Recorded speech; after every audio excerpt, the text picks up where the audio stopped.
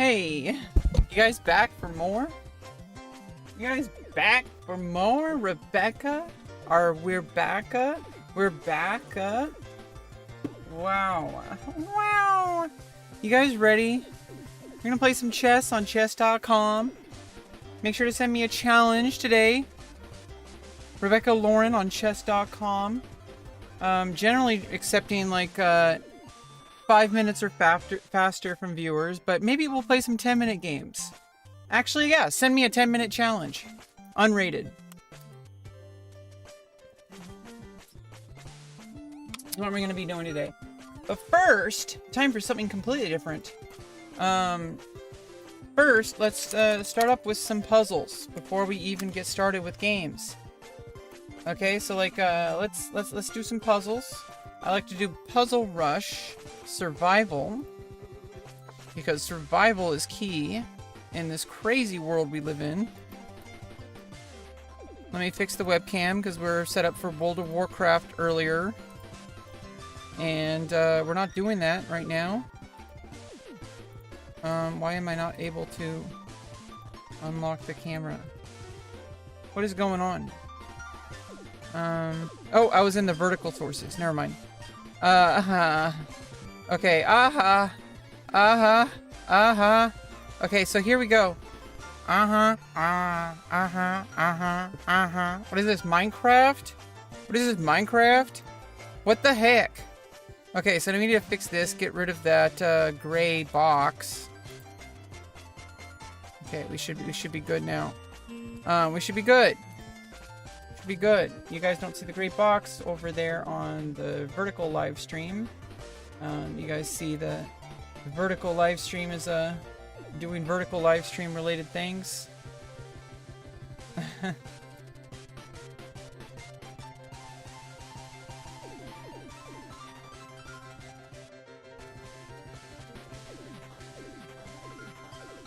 See how that works? It's kind of interesting. Anyway, yeah, how you guys doing? How you guys doing? How you guys doing? How you guys doing? How you doing? How you doing? How you doing? How you doing? How you doing? Probably way too caffeinated for this, but it's okay. Logan, what's up, my buddy? How you doing? How you doing, my friend? Ready for some chess? I said I was gonna do some drawing, but then I like, hey, like let's do some chess. You look beautiful. Aw, thank you, Logan. Logan Paul.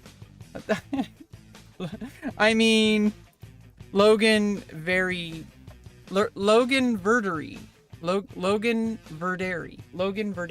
Okay, let's see. We're doing some Puzzle Rush Survival, so we don't have a time limit on these, which is very key for doing puzzles. Basically, you try to find the best move. Usually, you want to look at checks, captures, and threats. So that's the order of, that's the prio. So you want to look at checks first, usually. So we do have a check. Queen h4 is check. Is there anything that can go in between to block it? Because you want to move, block, or capture. So after after g2, g3, queen takes g3, and there's no longer anything that could stop. And it is checkmate. Okay, checks, captures, threats. Because we have this opposition here, rook h1 is checkmate. There's nothing that can go into h2. The queen cannot teleport. Okay, let's see. The king is right here. I do have a queen. Usually can check with a queen easily. So queen takes f7 check. There is no escape for the king. Nothing can come in to block. You know, rook can't move like a knight. Knight can't slide up like a rook. We're good to go here.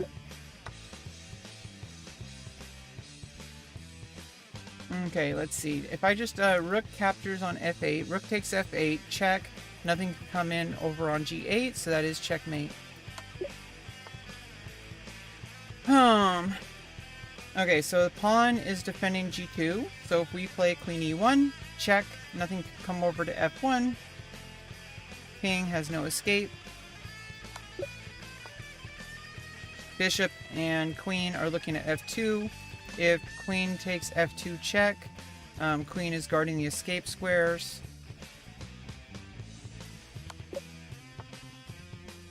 Okay, look, queen and bishop eyeballing over on f7. Check. After king h8, just play queen g8 checkmate. Or even queen f8 checkmate. But may as well just use the bishop and queen battery. Play queen g8 checkmate. Queen and bishop are in a battery. There is a threat of check winning the rook. But let's look at checks first. And that is checkmate. Knight. Pawn guards on f3. Okay. Nothing is attacking h2 along with the knight. Oh, queen. The queen and the knight are attacking h2. Knight is defending f2. So after queen takes h2, check and mate. Let's see. Queen and rook are attacking on f2. Queen takes f2 check. King h1. After this is a queen sacrifice. Queen f1 check. Rook takes f1. Rook takes f1 checkmate. You wouldn't want to take the rook because the queen is defending. Queen and bishop.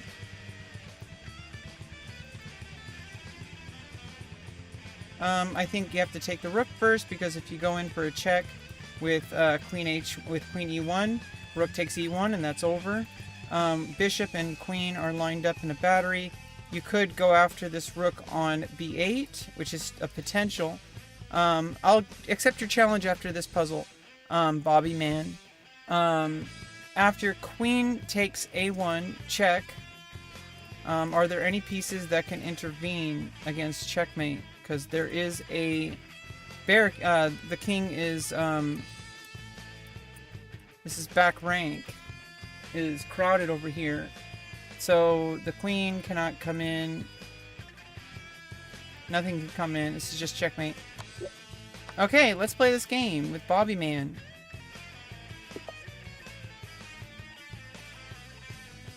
What's up, Bobby Man? Welcome, welcome, welcome. Okay, let's just go e4, e5. Okay, in here with the King's Gambit. Now, I could ignore it, but I'm just going to take it. I have a general idea of not trying to get myself too deep into opening theory, and so instead of trying to wrestle around with all sorts of opening theories, although I do kind of know this theory, play g5 to push the pawns.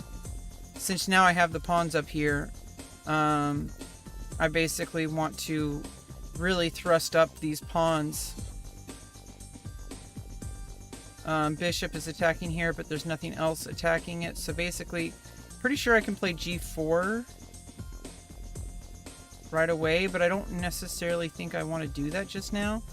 Hey, what's up, 5DM? I could play h5 and then go for g4. Or start with the knight f6. But then that does allow the pawn to push to e5. Then knight h5 to defend this pawn, allowing myself to push g4. Or I could play knight h6, but then that barricades this pawn. You know what? Let's just push the pawn. Attack the knight. See where white wants to play this knight. Okay, you're just going to get rid of my ability to castle for a pawn. You are going to get the pawn back after knight takes g4. So this is a little awkward. Yeah, let me just bring the king right back. I am up a piece. Okay, and then there is some major threats happening.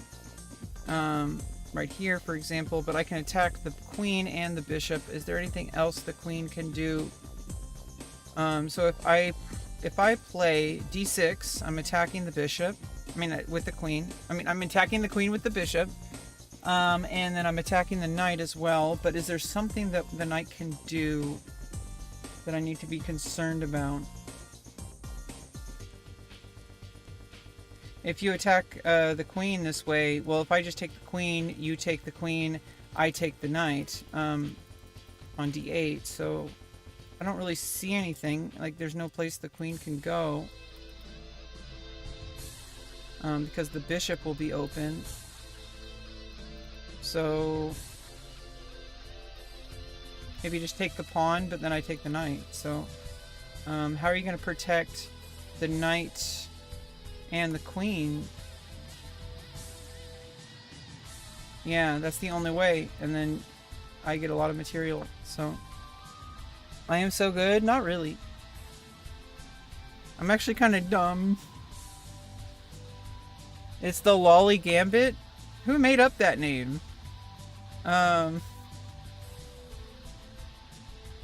Okay, I didn't realize that there's a continued attack over here.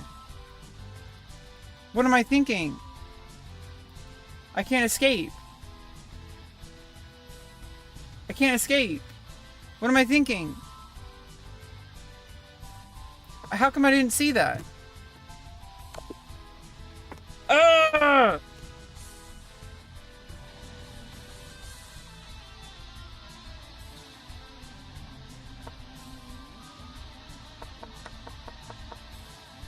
Yeah, I'm pretty sure, like, this is where I screwed up. Yeah, this is fine. This is, I for some reason I didn't realize there's a checkmate here. So after knight f6, now you can't play queen h5. For some reason I didn't see queen h5. I wasn't looking close enough. For some reason I thought it was defended already. Did I think that, did I hallucinate? Did I think my knight was already on f6? Like, did I think my knight was already on f6 or something? I think that's what happened. Ugh. Okay. Rematch. Let's go. Let's go, Bobby man. Are you Bobby Fischer? Used to play chess, but its side effects of stressing me made me quit. Well, you gotta learn how to just relax.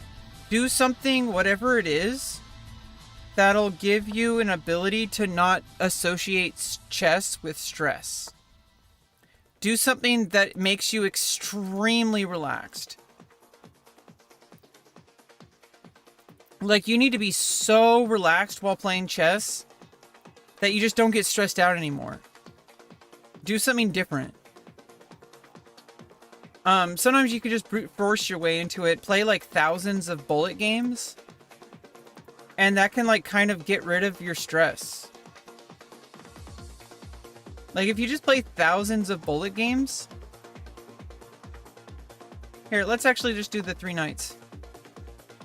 If you just play thousands and thousands and thousands of bullet games, you stop associating chess with stressing out. You start associating it with, like, oh, this is like a routine. And obviously, you're not going to play very well playing 1-minute games. But...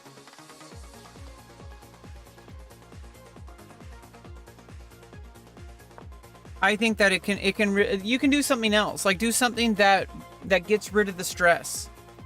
What if you're like me and too dumb? Well, I'm also too dumb. But it's okay. You don't have to be the best chess player in the universe. You can just enjoy it, because it's a game. It's like World of Warcraft.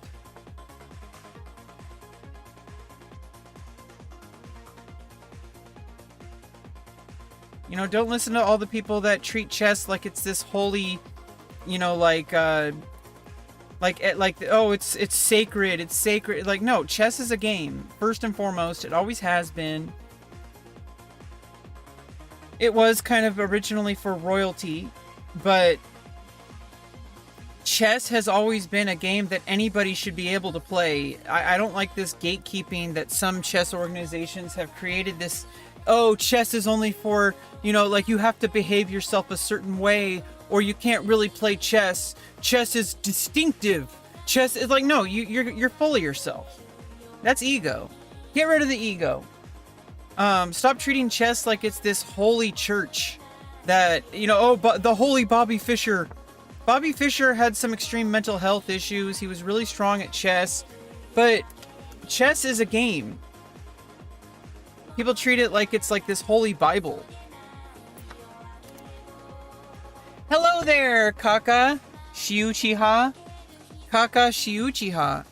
Kakashi. It's Kakashi Uchiha, like Uchiha Kakashi from Naruto. Can I play a game with you? Yes, send me a challenge on chess.com. I'm playing one of my other viewers, Bobby Man. I really screwed up that previous game, but don't you worry. I will get it back.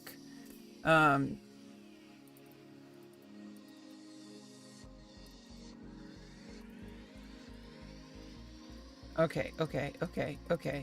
Let's go a little bit slow here. Get a kind of a pawn chain. Get my rook out to e1. Play bishop e3. Attack that bishop.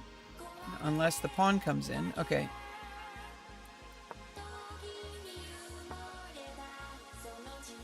Okay, there we go. And do a rook lift right here. Let's just bring that rook a little up. That happy little rook. The almighty rook. The almighty rook. It just wants to be happy here. There are no open files, so that rook can't be extra happy. But we're gonna make this rook happy by lifting it up. Sometimes we all just need our spirit lifted up a little bit. Bob Ross. Where's Bob Ross when you need him? If we had Bob Ross chess, that'd be crazy.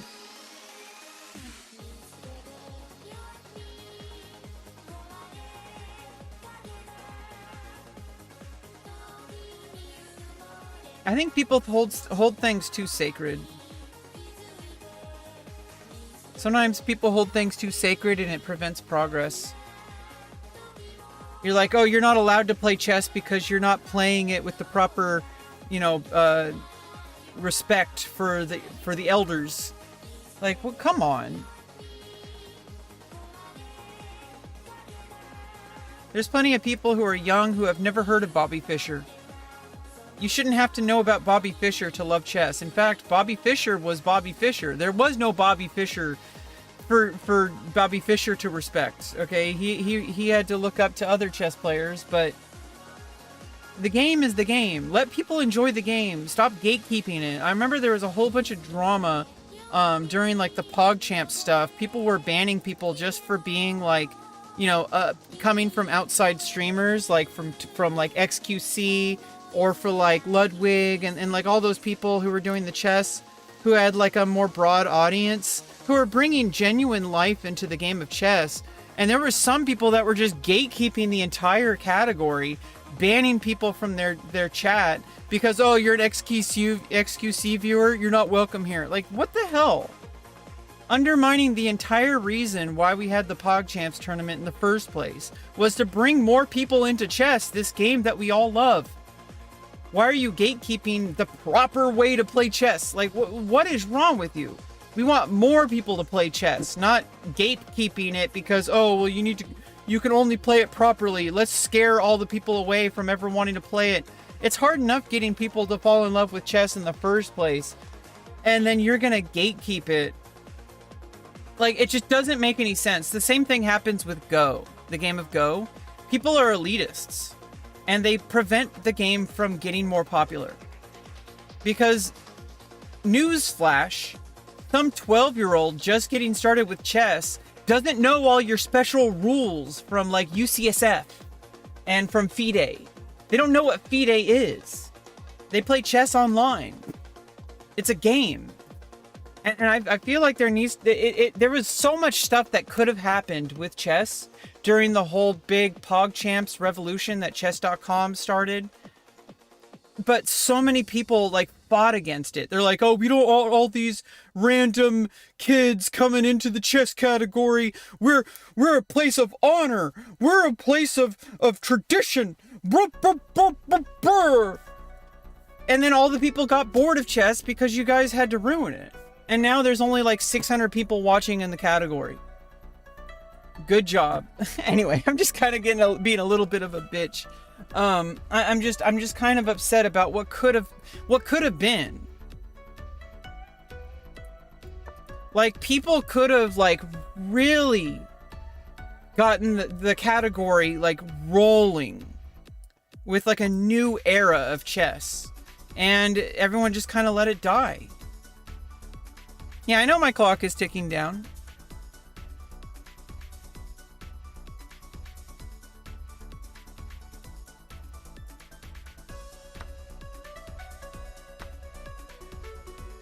Yeah, sorry, a little bit of a rant. Sorry if I got angry. I'm trying to keep things positive. Germany audience? I don't know. I mean, I know it's really popular. Chess is popular world round. She is crashing out. I don't know about crashing out. It's just, this is something that's really, like, it really frustrated me that this happened with the chess category. Like, there was so much potential. There were people coming in from XQC's chat. There were people coming in from, like, Ludwig. There was all sorts of people. Like, I think Papa Plata brought in a whole bunch of people from Germany. Like, there was, like, a whole bunch of stuff that was going on, and it just sort of died out. Like, why? There was, like, no reason for chess to lose its popularity. But I saw what was happening is there was a bunch of really big, like, grandmasters that were trying, and like FIDE were like trying to gatekeep who gets to play chess. It's the same old. It's always the drama in chess. It's always a black versus white, right?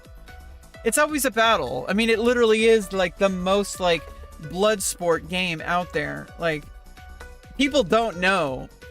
People just don't know how much drama exists in the chess world for like no reason. Like, it's just, there's just drama for no reason. And I think it's just because the game itself just like kind of encourages it. Like, the game is literally like black and white. like it's like literally black and white.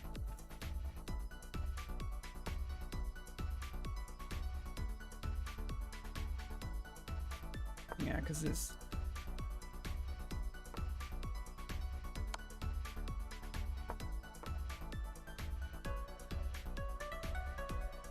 Yeah, so I guess it's nothing new, right? Just in case. I guess it's nothing new. I'm not even being that original. This is the same thing a lot of people were saying. I come back after several years of not playing chess, and there's only 660 people watching. What happened? Like, what happened? I step away for 5 minutes, and the whole chess category falls apart. This is what happens when I leave the chess category. You guys lost the plot. I was there the whole time during the whole PogChamps, and I'm like, chess.com gets it. Chess.com knows how to make this game like marketable. Chess.com knows what to do. And then all a bunch of the grandmasters didn't want it. And I'm like, what are you doing? You're killing your own game. Why are you doing this? Like, I just don't get it. It's more repetitive. I think if Bobby Fischer were alive today, I think he would have discovered how much more alive chess could be. Chess engines have shown us a lot of things that he wasn't aware of. There's a lot of things that grandmasters and such are learning, but either way, this is not even remotely like relevant because, oh god, okay, let's just take that. You're gonna take this with check. Okay. Oh. Okay, I gotta be really careful. Okay, yeah, the knight.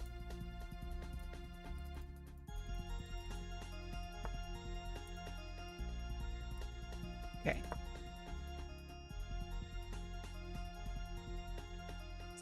It's meant to be a joke.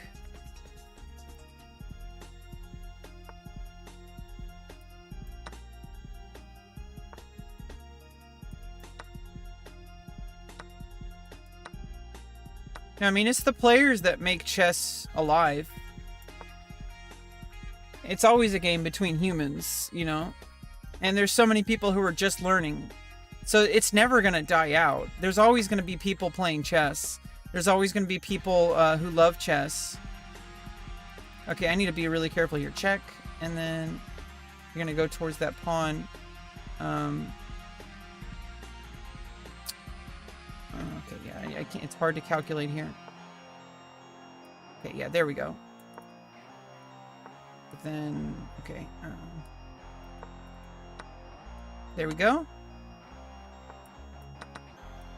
Okay.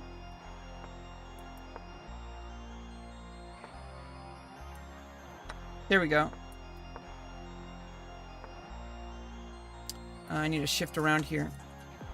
Oh no! Yikes. Yeah, draw. Yikes. No, like, there's always something to learn. Even if you're, like, the top of the world. They might get bored of it, but there's always new people coming in. So it's like, I think people underestimate just how much there is to learn. And once people know that there's more that they don't know than they do know, there's never any going back. Okay, yeah, I could have just taken the pawn here. You had an opportunity. Yeah, the same idea with the pawn. Okay, things were okay until here. Trapping a piece, but did... Yeah. He missed it, so it's fine. Where did I actually screw up here? I'm pretty sure I had a win. Like, where was actually my game-losing move in this endgame? Because everything else, it's like kind of up in the air what could have happened, but we don't need to focus too much on the middle game here, because pretty sure I had a one endgame from this position. Okay, yeah, especially from here, but even... Yeah, this is the right move, and this is the only move, but here's crucial. This is the wrong move. I needed to move the king up. That's it. And then, yeah. Yeah, this is like the only possible move. I have the king in front of the pawn. There's nothing you can do.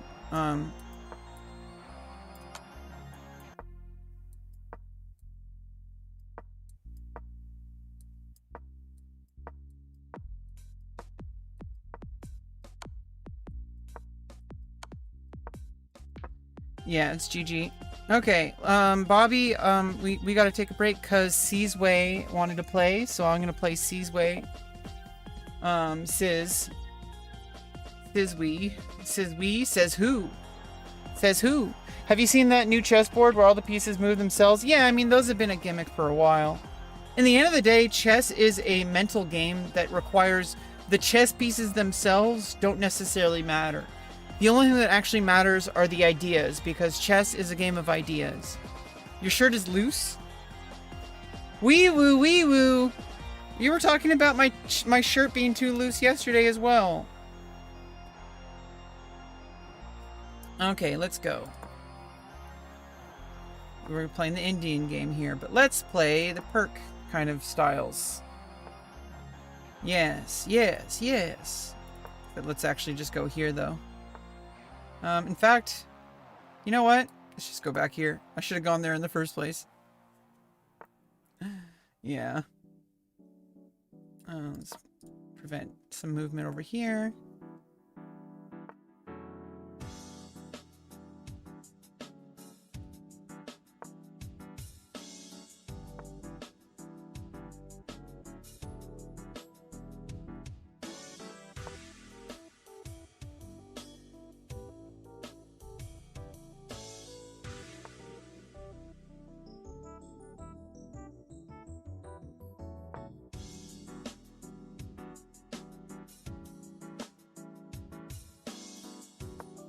Oops. Except it's the bishop in front. And I lose a knight. Yikes! Well, that sucks.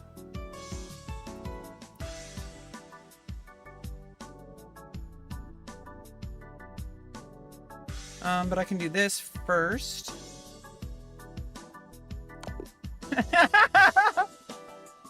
Do you find the fun bubble in other sports too? What do you mean? Let me look at the game first, then we can rematch.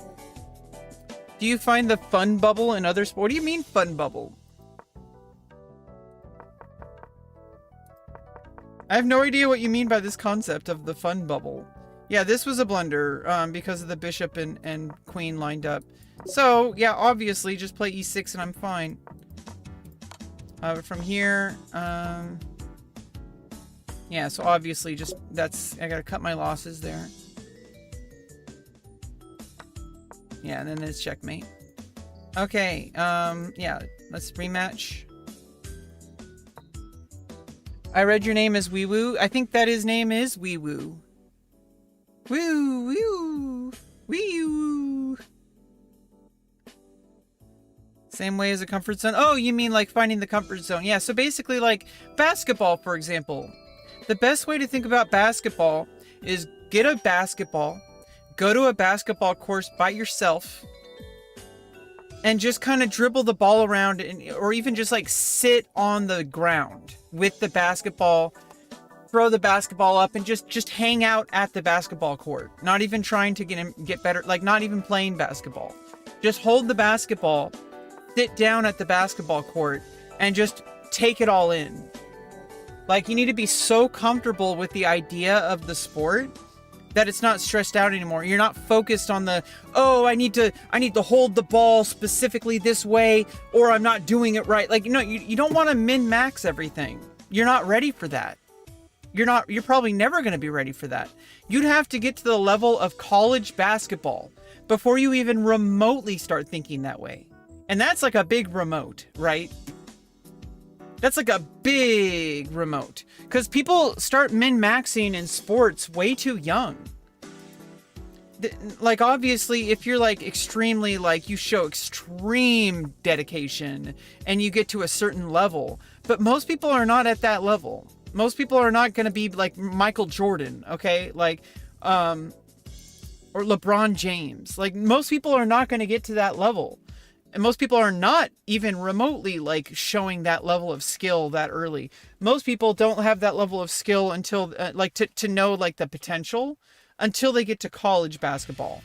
Either that or they're in like an all-state, high school basketball or whatever. But basically, you should not be thinking about how you need to min-max every single movement. You need to focus on running, pivoting, passing, like the fundamentals, right? Like, there's so many fundamentals that you have so much room to grow before you start fixating on like, oh, I should have done that 3 milliseconds earlier. Like, what am I doing wrong? I'm a failure. Like, when you start stressing out, you're not even anywhere remote. The reason why you're stressing out is because you're not ready yet. You're not at the point where those kind of thoughts matter. A lot of people do that with chess. They're like, oh, I played that opening wrong. How do you know? Are you a grandmaster? Because even grandmasters play some of the same openings that absolute beginners play. And they play that at the top level. So just play some basic openings and just try to solve the game one game at a time. Stop trying to memorize every single opening because you're not even equipped to do that. You need like thousands of games under your belt, and you need to actually like improve to a point where your rating gets higher and higher and higher. I've heard some people say don't study openings at all besides the fundamentals. Like maybe like 5 moves or something like that for every single variant of an opening. But don't go into like 40 moves into your opening. You're not at that level. You're not like some people say don't even study openings until you're like 2200 rating. And I know people think, oh, but you should study it like right now. Like, yeah, you could, but like there's so much more work for you to do. There's so much more work for you to do. Are you kidding me? Like, you're trying to replace the windshield wipers when your car is on fire. There is so much more work for you to do in chess before you start memorizing move 40 of the Sicilian dragon variation. Okay, like you're not like 2600 rated over the board. You don't have thousands of games under your belt. with increasingly like improved like performance, you're not at the level where you need to be doing that. You're not. Well, thank you for coming by just in case. I was going to ask you if you were the fucking fashion police. I don't know about that, bro.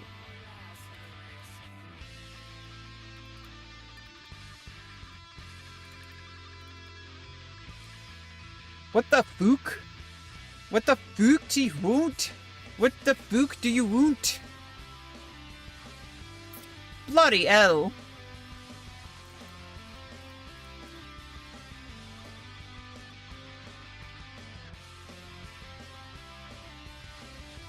Okay, so this is going to be crucial here. There's a couple things I can do.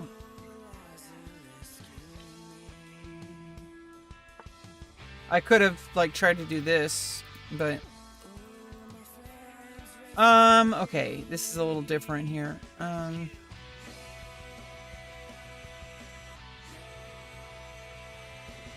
Yeah, let's trade.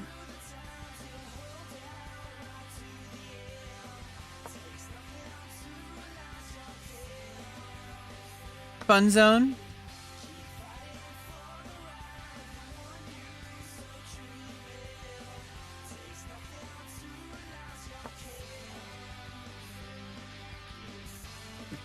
Yeah, sorry, I get a little heated when I start playing chess, so, you know, keep that in mind, that a lot of the things I get really, like, worked up about, I'm not actually, like, worked up, I'm just really intense, okay? Like, I take chess very seriously, I love this game, and I wish people didn't destroy it for people.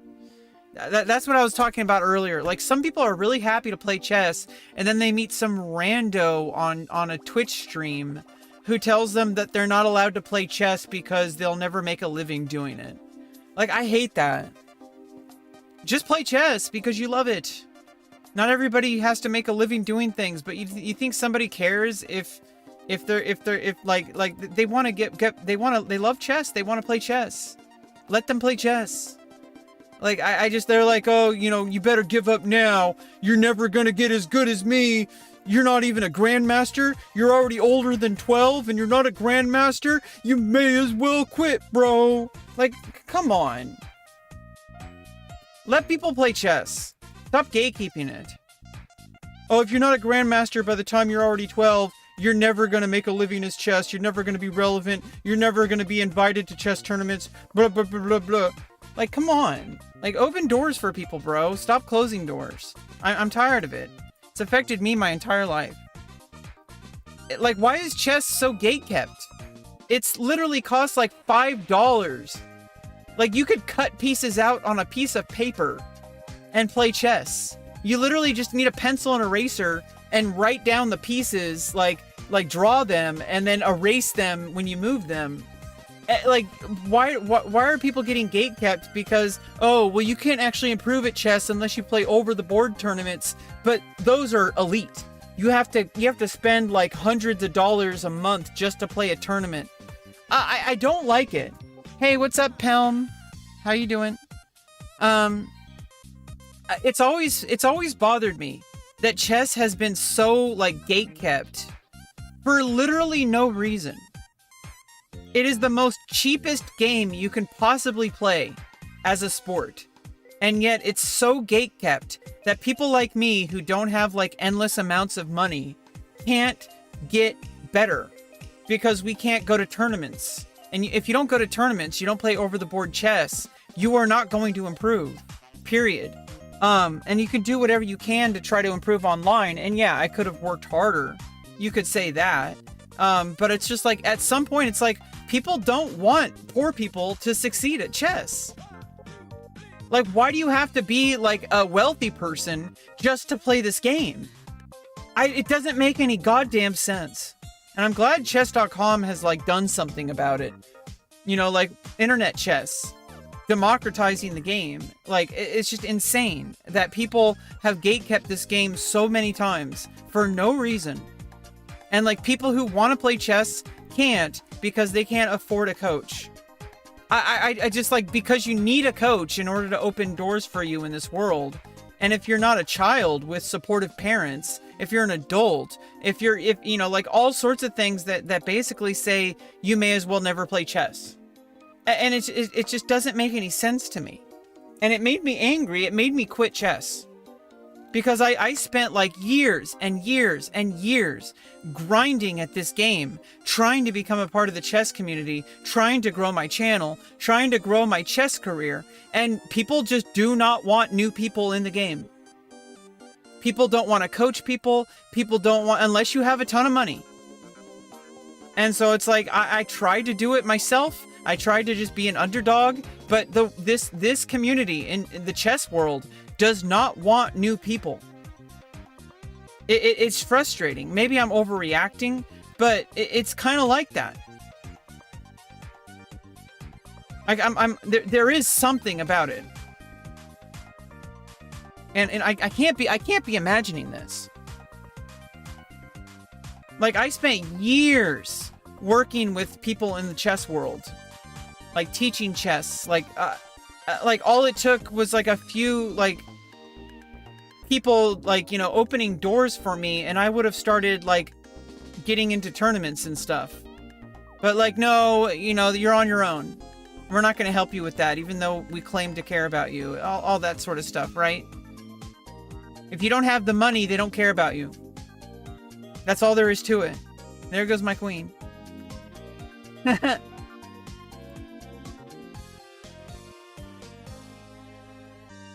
Or unless you're like Bobby Fischer level, people don't care about you unless you have either money or you have extreme skill. How are you going to get the skill if you don't have the coaching, though?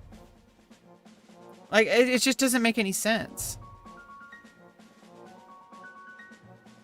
How is someone like me supposed to get ahead in the chess world? I have, like, I'm living on permanent disability paychecks. I have nobody advocating for me. I'm not very well liked. I'm not already established in the chess world.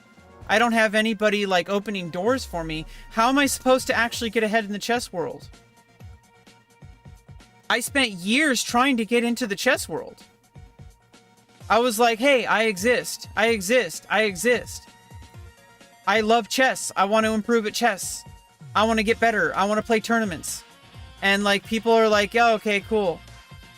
And it's like, well, how am I supposed to make this happen? Your pops had chess trophies all over his office. He read books and learned to play when he was in medical school. That's awesome. I freaking love to hear that. One Gun Grave, welcome back. It's been quite a while. We played some Burning Crusade earlier, by the way. I'm really bad.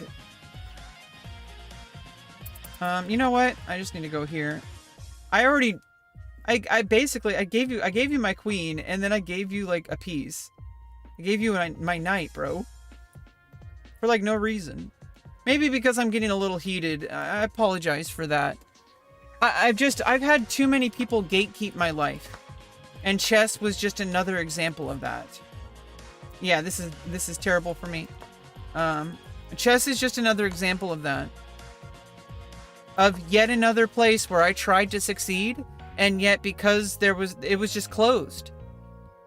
Like, I was in the chess category, playing on chess, playing in the chess community, trying to get noticed, trying to get doors to open, and I just kind of got ignored. I was trying to make chess happen in my life. I was trying to do something about it. But because I didn't have the money to pay coaches, because I didn't have the money to go to tournaments, because I didn't have anybody opening doors for me, nothing happened.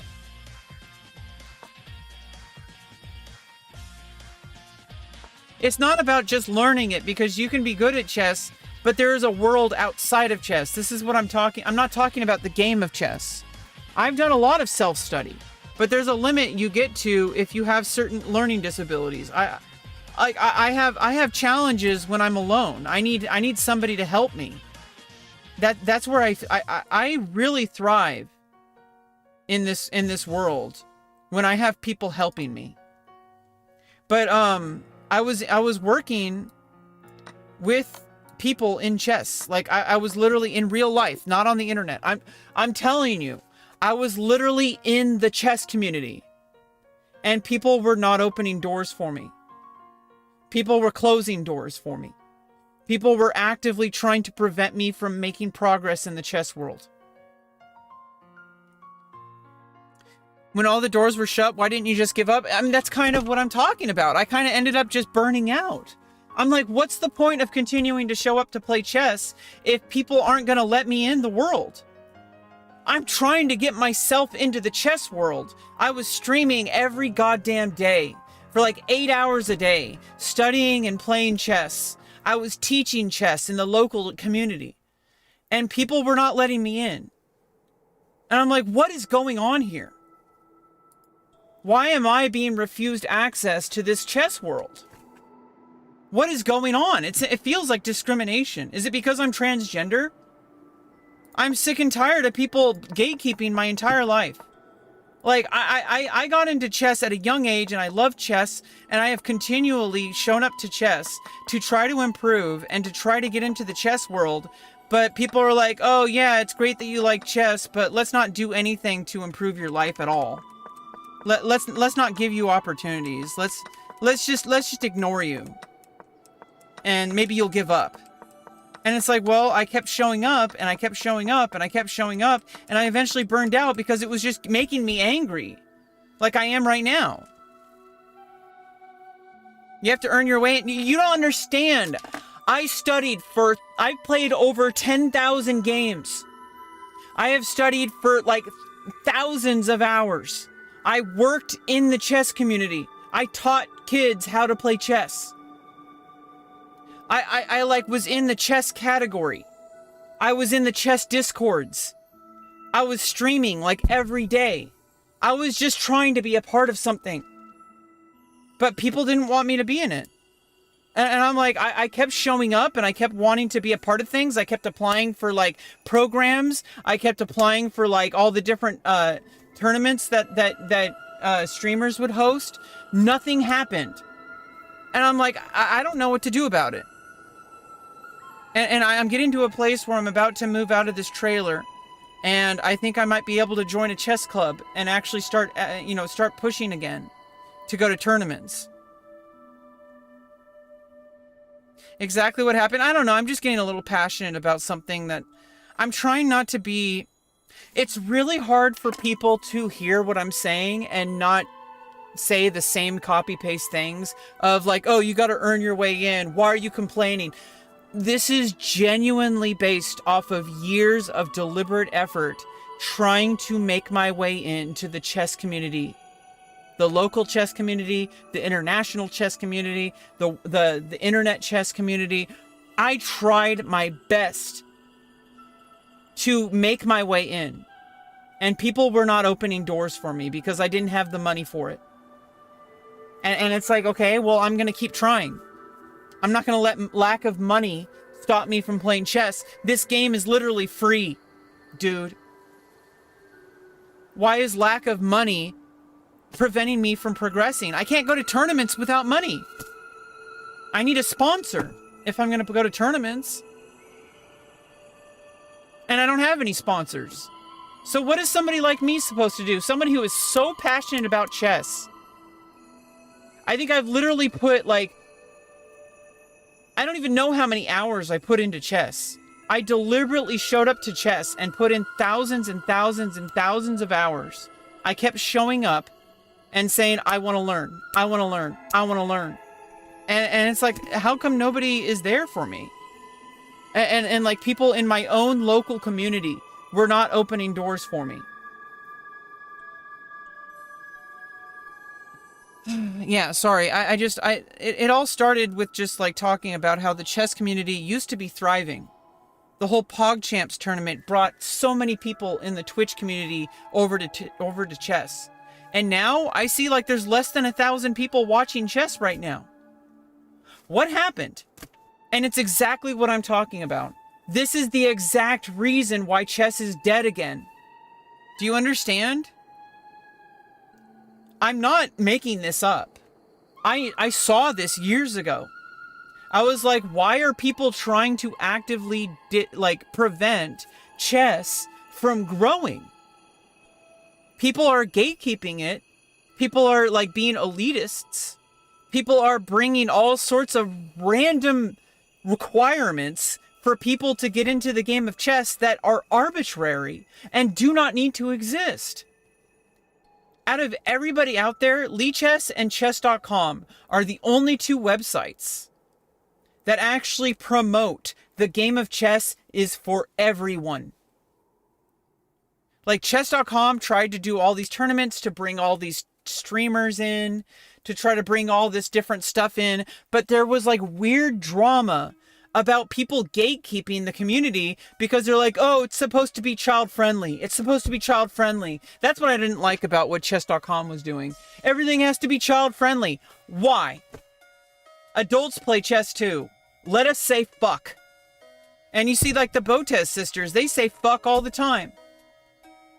And you guys are gatekeeping chess that it has to be always kid friendly, always kid friendly. Dude, the people on like XQC's stream, they don't give a fuck about that. Okay, like, people are gonna be playing chess because they love the game. Like, there are features, like, I don't understand. I understand if you're like partnered with chess.com and they want to be child friendly, that makes sense for like sponsored streams. But that's not what I'm talking about. Is so many streamers were gatekeeping their communities and shoving people out of the community just for being different. Because oh, you're not really chess fans. You just come from XQC's channel. Or like, you know, like, that's the whole point. Like, that's why we had PogChamps. That's literally the whole marketing campaign. Is we wanted people to come in that weren't already in the club. Do you understand? I got so mad about the chess world, about what they could have done, what they could have achieved, and they squandered it. I don't know. It's never too late, and maybe it can turn around again. But I noticed that there's like nobody streaming chess anymore. Nobody watching chess streamers anymore. You used to have like 20,000 viewers average. Maybe 30 or 40 or 50,000 viewers. Like as a category, I think at one point it was like over the hundreds thousands. Like, chess used to be like really big. And like, just like the whole community kind of let it die. Because they're living in the past. And they don't want things to change. They don't want there to be pathways to success for people who are just getting into chess. They want people to subscribe to their chess platforms. They want people to pay for lessons. They want people to buy their chess books, but they don't want to give people a real world path towards success. There is no esports climb. There is no like sponsorship opportunities. There's no like for somebody who is brand new, who doesn't have any connections, who like someone like me should be able to make success happen in chess. And not just me, because I'm 38 years old. Think about the 12-year-olds showing up to chess right now. They've never played chess. They're in a impoverished country. They want to play chess. They want to improve their life. But there's no path. No path at all.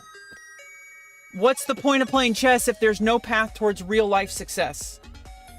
There is no ecosystem. The only ecosystem exists for people who are already wealthy, people who are already connected to the chess community. What are you going to do if you're not already connected? Why is there no path towards that? And I just don't understand why the marketing failed. Like, why they didn't do that. Like, chess.com has the resources to do this. I don't understand. Maybe I'm just stupid. But it's just like, there are so many ways that we could grow the game of chess and we could give people a path towards success. Why would someone want to invest 8 hours a day of chess if there's no reasonable expectation of return on investment? It's a basic, economics. Why would you become a grandmaster if there's no money in it? Like, if there needs to be a scaffolding, there needs to be incentives. But like, for some reason, the chess community just wants to, we're only going to let the elite and the wealthy into this world. Like, I just don't understand it. I just don't understand it. I don't understand it at all.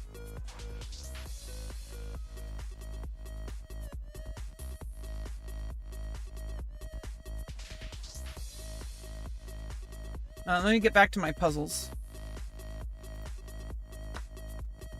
Okay.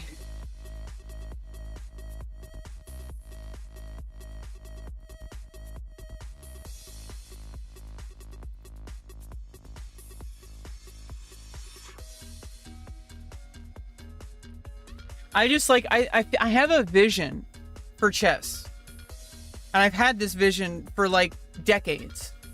I was like, why does somebody have to be like Bobby Fischer prodigy to be able to get sponsorship? Like, why do you have to be so... The barrier to entry in the chess world is so high. Most people will never get there.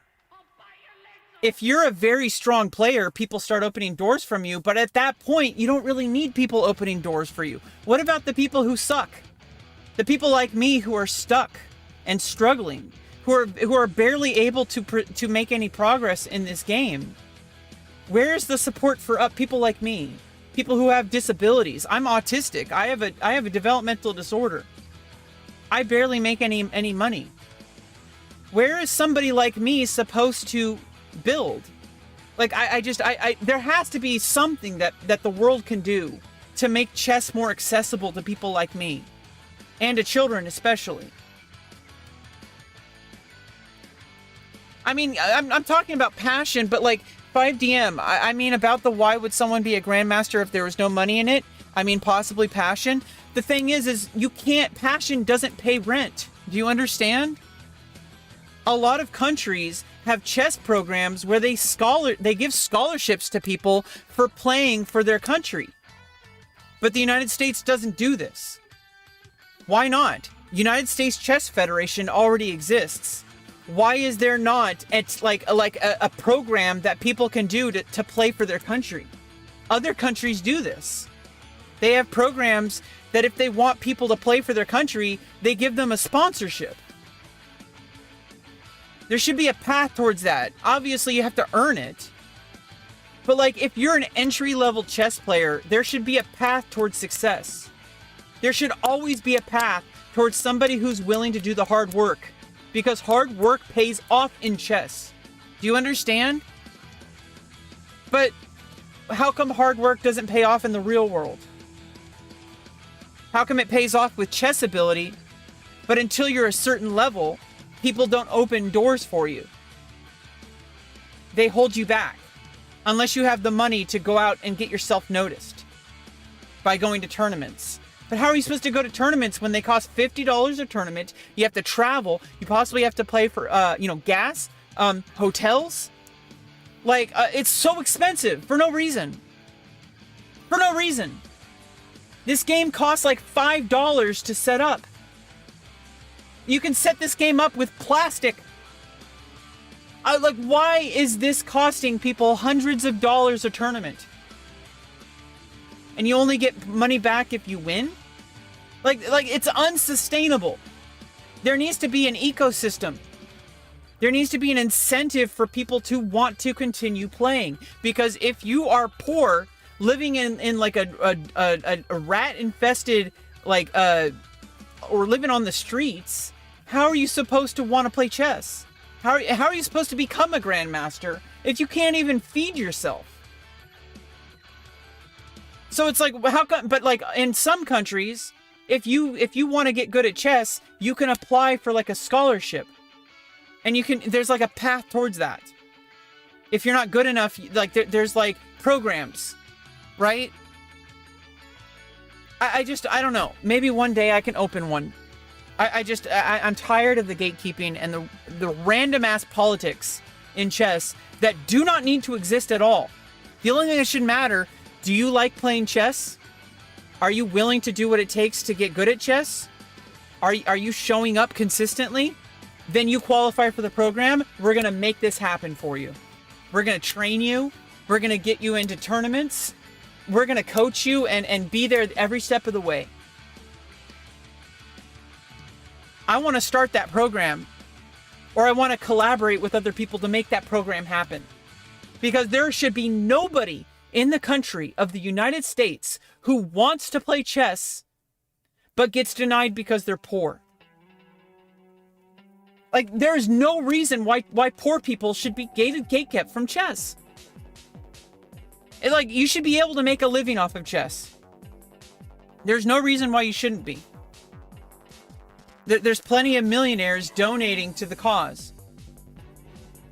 And like, there's people who are like at the top of the top of the top who want this game to succeed. And in other countries, you know, it takes like somebody with like a lot of reputation and a lot of money to make these kind of incentives happen. And I unfortunately, I don't have that. And so I'm kind of stuck on my own. I kind of got to make my life happen on my own. You know, like that's why I'm pursuing a career as a model and as an actress, because I'm really good at those things. I'm really good at those things, and I can make money off of those things.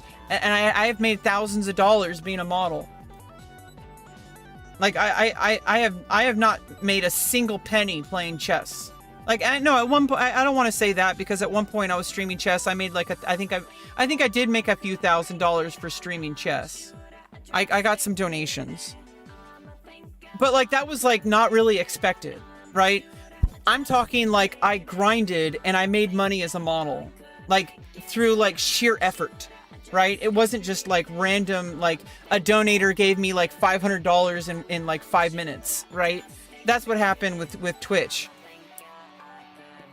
And, but like, I found out that I'm a really good model and I can make a lot of money if I really put my eggs into that basket.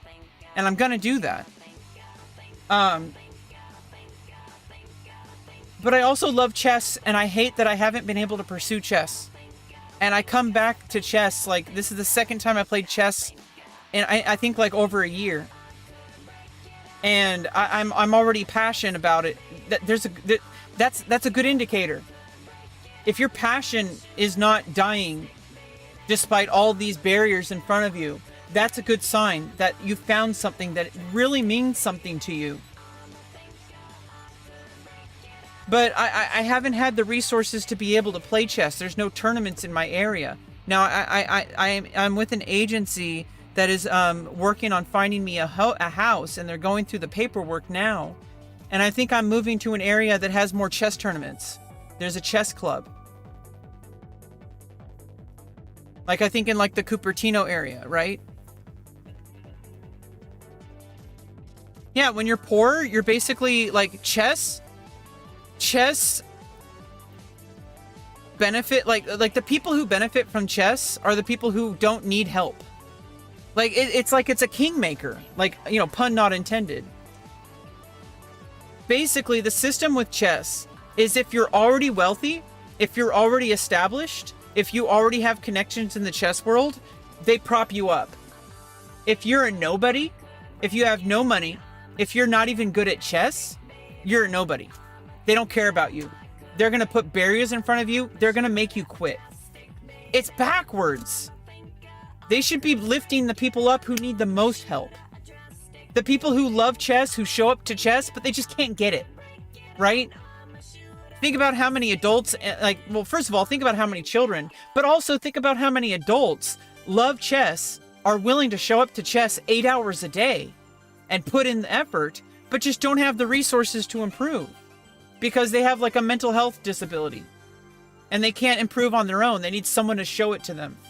Because I have extreme passion, extreme discipline, but I have a blind spot. If I'm self-analyzing, I fail. I need somebody to show me things in person. I need a real life coach. And if in lieu of that, you know, I need somebody to be in a Zoom call. That's how I've been able to get ahead in the rest of my life. That working with doctors, working with therapists to get my surgeries to happen, I had to work with all these people. And as of 2 years ago, my surgeries are done. I made it happen. And now I've been working with an agency that is now finding me a home that I've been working on my entire adult life.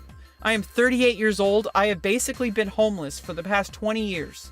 And I finally, because of sheer effort, sheer willpower, and just continuing to get back up. You know, every time you lose that game, you just set the board back up and you play again. You lose, you set the board back up and you play again. You set the board back up and you play again. You set the board back up and you play again. That's me. And it's only a matter of time before I get back into the chess world. And I want to see some progress in the chess world. But I have to make progress for myself first. And so I have a lot of work to do. You know, maybe I get a little bit too passionate, but I also think that passion can be really good. It keeps me going. And I don't like feeling like I'm just blaming everybody else or like, you know, blaming other people for my lack of progress. There's very real reasons why I'm not improving. Well, first of all, I haven't been playing for like 2 years or 3 years. Like I haven't been streaming chess for like, I think 3 years, or maybe 4 years. You know, I had to pursue modeling. I started pursuing modeling and then some things happened in my life. I got my surgeries. I had to recover from that. I was focused on that. I was focused on working with this North Bay Regional Center about my autistic stuff.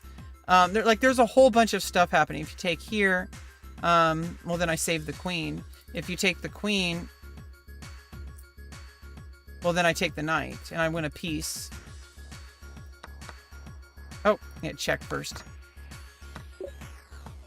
Chess benefits who are not in need is so, yeah, I mean, it's like the same happens with like streaming, right? Like people who are already like having like 8,000, like 10,000, 12,000 plus viewers, they're the ones getting all the viewers.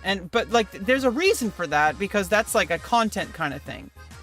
But there's no reason for that with chess people. Like if you want to get good at chess, there should be a pathway towards that. There should be a program you join, and like it should be like a video game.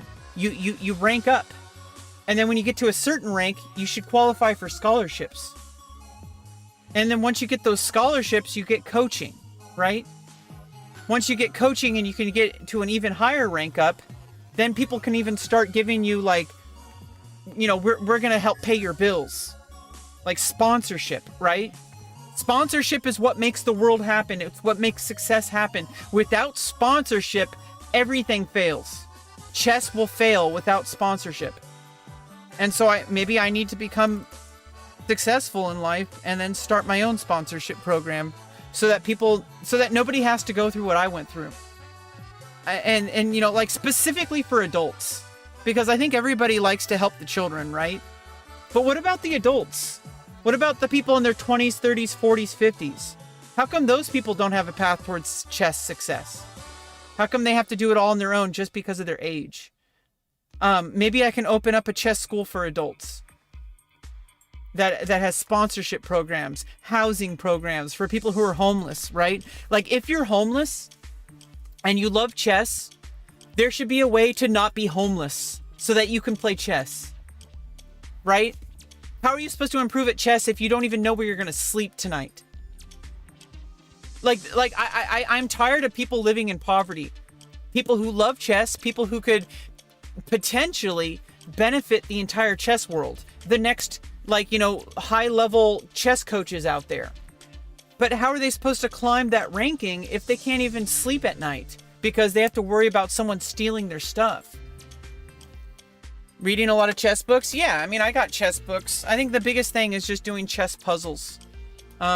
Every day and playing like, I try not to, I want to get to a point where I'm playing chess off stream again, which I'm not. Right now I'm just kind of chilling on stream, and talking about, I know it might sound like I'm crashing out. I'm just passionate. This is a very important topic to me. This is an extremely important topic to me. I have a lot of emotions about this particular aspect of chess. That someone like me who has wanted to improve at chess since I was like 8 years old, who had a chess computer at like 11 or 10 or 11, who was like trying to join the chess club, but I couldn't afford it because my family was poor, who then as an adult started getting back into chess and trying to play in online chess clubs. But, you know, trying to find a chess club locally, but there's nobody who plays chess club locally. There's no chess clubs locally. And so, like, I tried really hard. And then even, like, you know, in 2018, I started teaching chess with a after-school chess program to teach children. And that was really stressful because teaching children is hard, and these kids don't know how to sit still, and they knock things over and all sorts of stuff, and it was a lot of pressure. I ended up getting fired, but we don't need to get into that because I had like autism issues. Why does someone like me have zero access to success when I have so much passion, I have so much discipline, and yet I don't have any kind of scaffolding? I don't have any kind of like path towards like a scholarship of some sort. Like I just like, you know, you need sponsorship. Like, how are you supposed to survive without sponsorship? Now I have the kind of sponsorship in my life because I have lifetime access to resources now, because I qualify for them, because I'm autistic. I have a developmental disorder. So now they're gonna be putting me into my own home. They're gonna be helping me like with resources, and I'm probably gonna be able to start like actually pursuing chess again. So I see a better future for me. But I've had to spend like so many years lost, so many years searching for something better, and yet like I had to crawl out from nothing. Why should other people have to go through this? Why can't a person who loves chess and wants to make chess their entire life, and who wants to help people learn chess and spend their entire life playing chess, why does that person not have an opportunity to do that? Just because they're not poor, just because they're poor, or just because they don't have connections? Like, I really want there to be a path forward for people in this world. And maybe it's not going to happen, but I would love to see it happen. If I have the ability to make that happen, I will. I will start my own chess sponsorship program to find people who have the kind of passion to stick with that program and have like a, you know, different stages, right? So you can't just like give any random person like a place to live, right? Like, you have to qualify for things. But I feel like, you know, I don't know. I just feel like so many people have so much potential for this beautiful game of chess, but they just don't have the resources to continue with it. And it's a shame because there's so many more people that want to play chess but don't have those resources. And there's people that could potentially become the next Bobby Fishers, but don't have a chance in hell because they come from a poor family. And it's like, how many people could actually end up excelling at this game if we just opened some doors for some people? It's obviously, especially children, but like even adults. Like, it doesn't make sense to me. It doesn't make sense. I see no reason for it to not be a thing. It just seems like gatekeeping to me. It seems like people don't want people to succeed. That's all it looks like to me. Maybe I'm naive. Maybe I'm stupid. I don't know.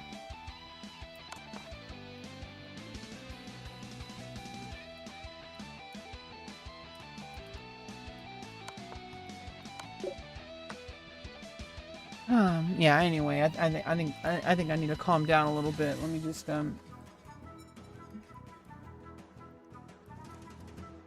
get a drink of water here.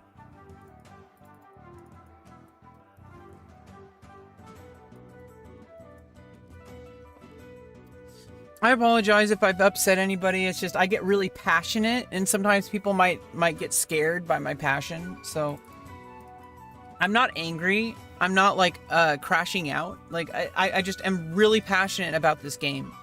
I love this game. This game has been a part of my life since early childhood. Chess is like an amazing game. I feel like everybody should play this game.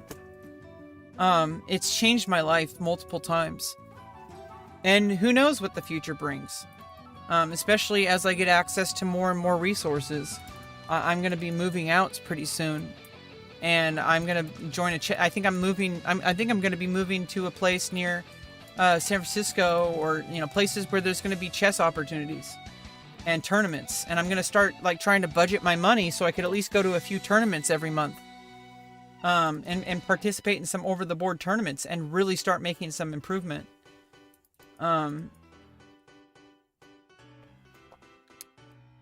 some of it is just I have like a disability, so like it's hard for me to stick with things.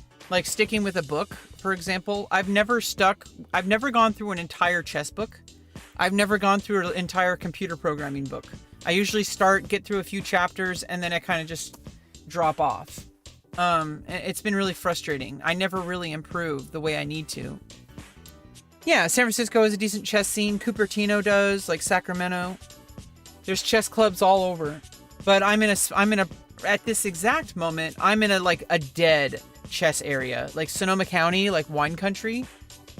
Wine country is dead as far as chess is concerned. There is nobody who plays chess here. There are no tournaments. You have to go to San Francisco, and even that is like Mechanics Institute. There are chess clubs, but like, getting to San Francisco is hard enough. You do chess? Yes, Shadow Blitz. I'm going to be moving into an area, I think, where I'm going to start being able to join a chess club, and start going to tournaments. And I have the money. It's just, I need to learn how to budget it better. And I think I'm going to be in a healthier living situation. And over time, I think I'm going to have a lot more space for chess in my life. So I had to take a few years off of chess, but I'm back. I'm back, baby. rebeccaloran is back in the chess category. Let's go. She's here. She's playing. She's getting riled up. That's exactly what chess needs. Do you understand how big chess was when I was playing chess? And then I left, and now there's less than 1,000 people watching? You guys need me. Do you understand? You need me for that money. Do you understand? You need somebody who's extremely passionate, that gets riled up, that gets people all fired up. I'm that bitch. I can make you so much money, chess. Like, I can make you so much money. Anyway, you have no idea how much money I can make you. Or maybe you do. And you've just been biding your time, waiting for the moment to be ripe. Like, we know Rebecca's gonna be our bitch, but we need to wait until the exact moment. Well, that moment's coming up.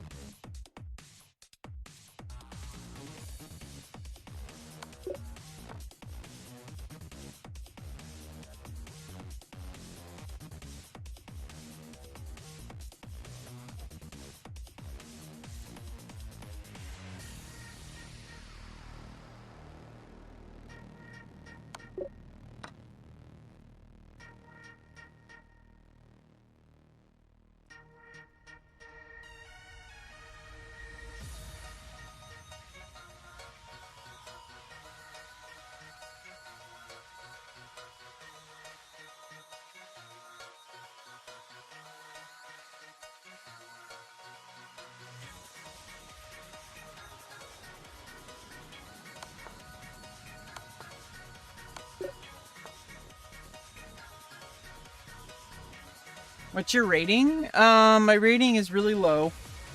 Let's look at my user profile.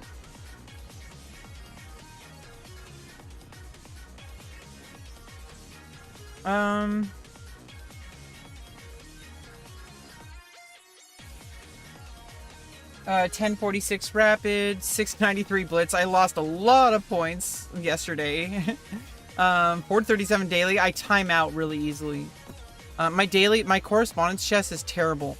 I have real challenges. I don't want to a lot of the reasons why I've never really progressed in chess. I understand I have problems with my brain.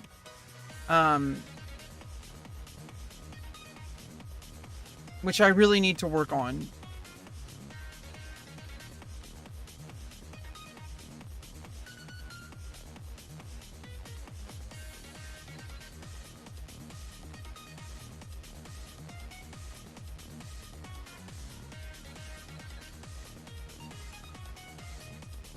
Yeah, the last time I was playing chess was 2 years ago.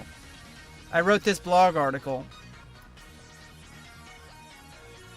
Hello, chess fans. Today I wish to take a moment to develop a coherent plan for the next year of training. It is my hope that others can join me on this journey. I have played and studied chess for many years, totaling well over 10,000 games. It is clear to me that while I do notice improvement, it has been quite slow and painful. This is because I never stuck with a solid training plan. I would jump back and forth between books/videos, playing too many Blitz/bullet games, and never enough tactics. Also, keep in mind I would neglect chess entirely for many months at a time for one reason or another. Either because of other responsibilities and simple frustration with lack of improvement. But I am back at it again this past month. Several areas of my life are rapidly improving, so I am currently in exodus of grueling 5-year medical journey.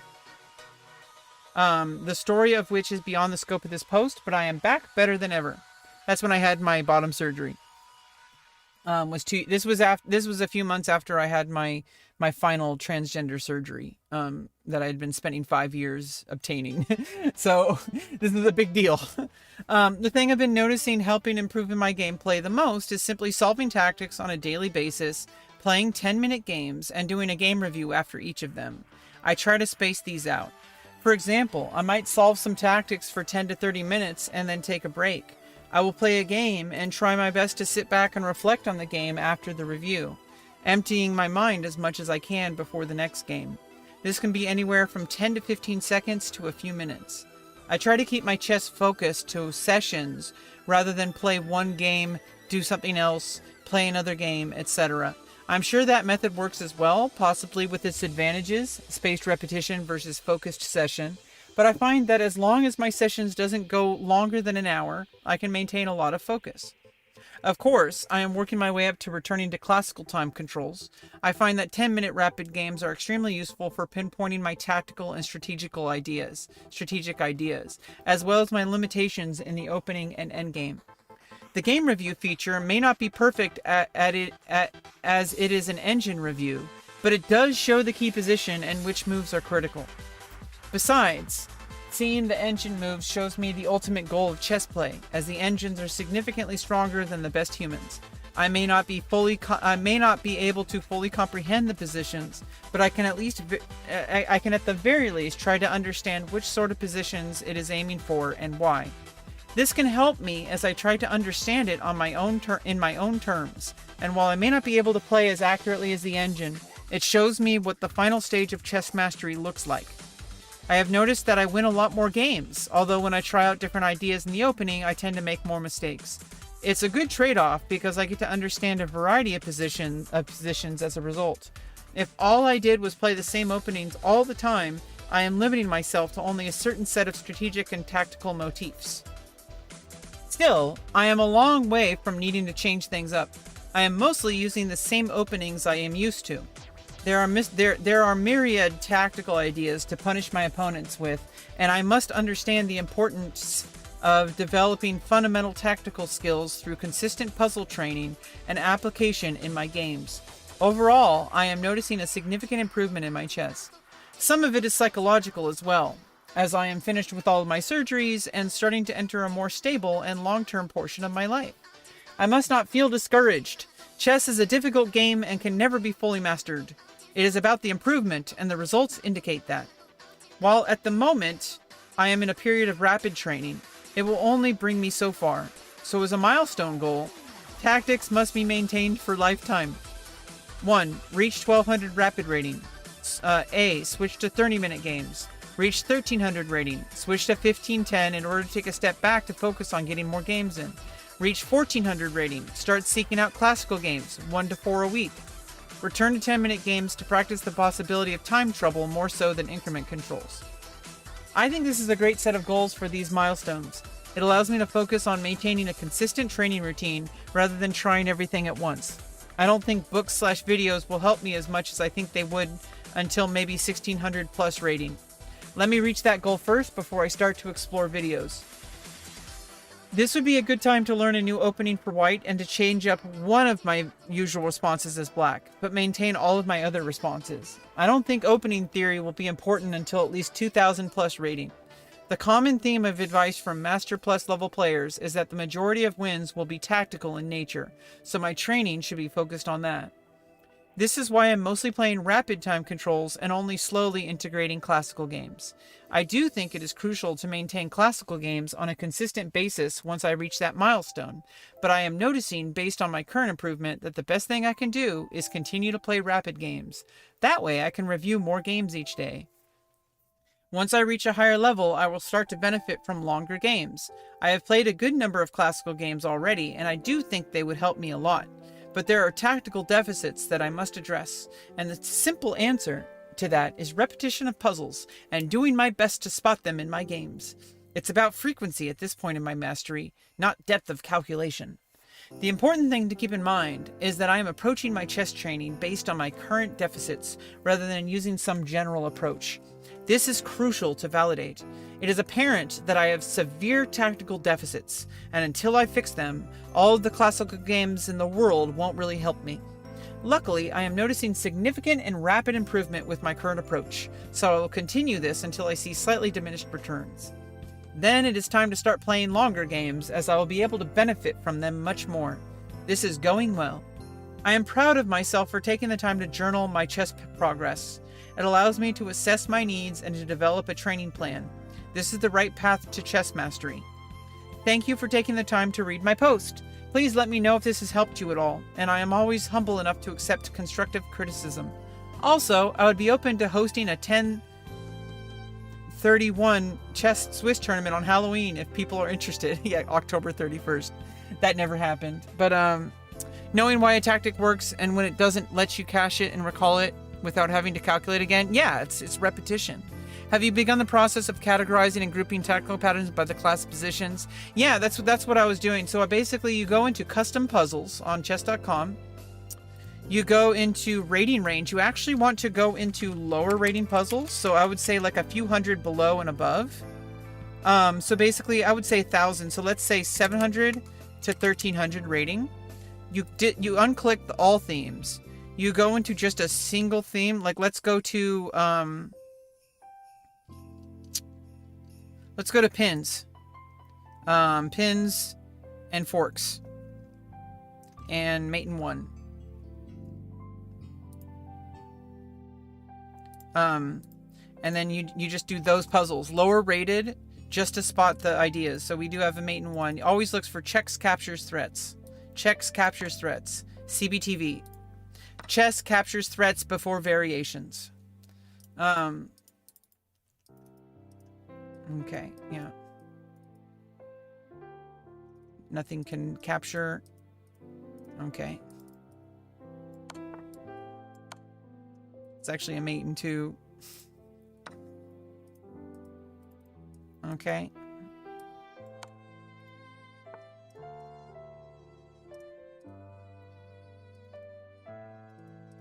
Okay, yeah. Rook takes rook, king takes rook, knight takes pawn. Check.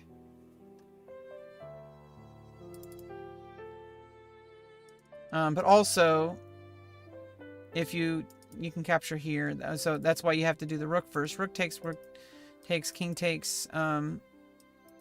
If you go here, I get to fork for the queen. After the king's here, check. If you go here, well, you can't because the knight's there. So, rook takes, knight check, king d1. Well, then I have rook g1 check, and that's checkmate. No, it's not. Well, then you go here anyway, and I get the same fork. Okay.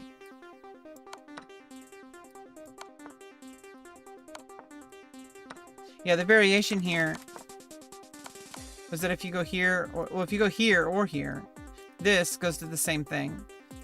This goes to the same thing. You just got to get that king on e2. Definitely one of the best ways. Yeah, I learned this from GM Hikaru Nakamura when he was teaching XQC for one of the POG, I think for PogChamps 2. He was doing some coaching with XQC, and he told him about this, and ever since that moment, I learned about this. I didn't know that. If it wasn't for that collaboration with PogChamps, I wouldn't have known these things. I would have given up on chess. I would have completely, like, felt demotivated. PogChamps, the collaboration with big Twitch streamers, made chess more exciting because I could actually start to see things happen for beginners. And I'm like, well, if they're able to learn, maybe I can learn too, because they're beginners. They're very good gamers.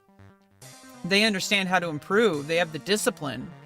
I know people like to shit on like a big top Twitch streamers, but these people are gamers. They may not be grandmasters at chess, but they're grandmasters at playing games. Some of these people, like a lot of these people actually, there's various things that make someone popular, but a lot of these people, especially people like XQC, like he is a gamer. Okay, like he knows how to improve. You have to be receptive to coaching in order to improve. So it doesn't matter if you're not good at the game, you know how to get good. Yes, this is just checkmate. And I think with tactics, people sometimes are motivated by like the rating system, but when you do custom games, custom puzzles, you have to set them to a lower rating, and you also don't get any like rating. There's no score other than number. Your success should be on how many puzzles did I do? Did I do 30 low-rated puzzles or do 1 high-rated puzzle? Like, I think 30 lower-rated puzzles with the repetition and the pattern recognition, so much more meaningful than just doing 1 really hard puzzle. Although sometimes doing 1 really hard puzzle is good, too. Primary focus on these puzzles isn't actually solving the puzzle, it's understanding why it works based only on the features of the position. Yeah, no calculations. So basically, let me look at the features of the position. There's a closed pawn structure, closed center, potentials to rip it open. Queens are on the board. White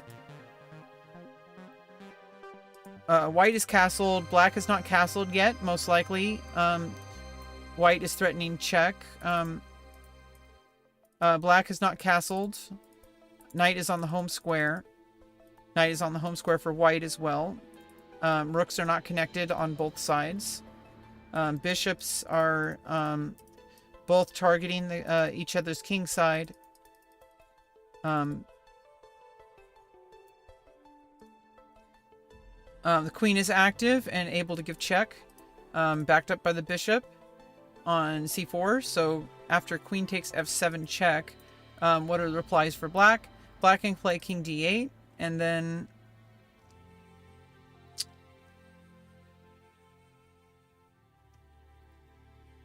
I think there has to be some movement here.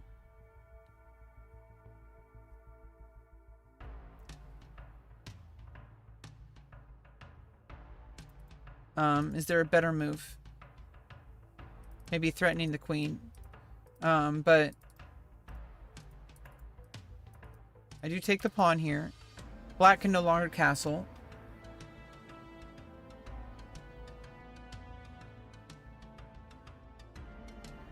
Or maybe check with the bishop. No, that doesn't offer anything. Like,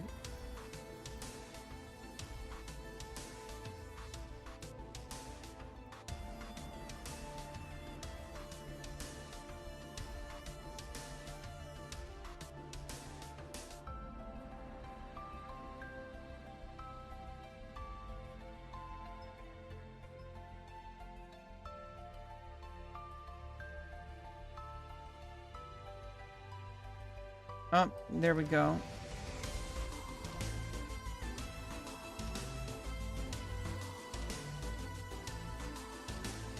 Maybe that's a little too slow, but there is a way to trap the bishop. But that takes too many turns.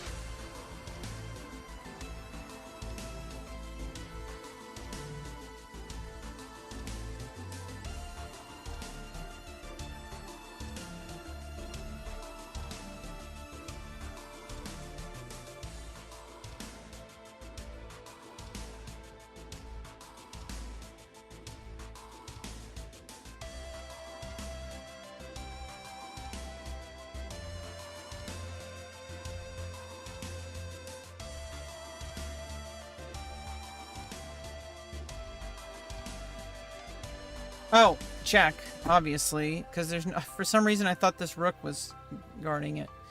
Yeah, so check, obviously, and then...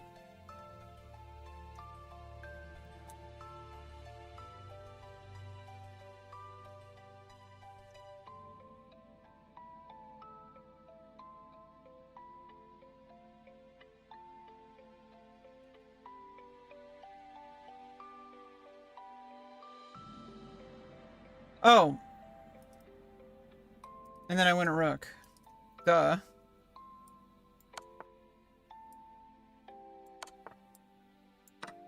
Yeah, no checkmate there. Oh, let's play a game with Chess-Reem.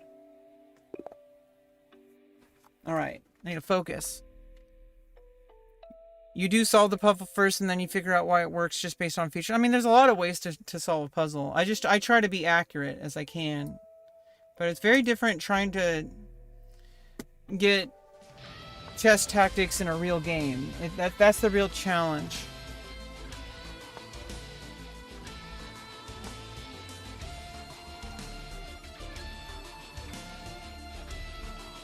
Okay, let's go with that.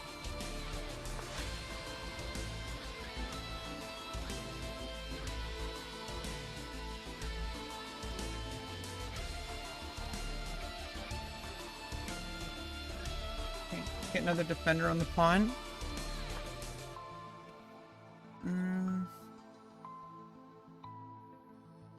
Okay. Could just really double down on defense. But is that worth it? I think so. Let's bring the queen out.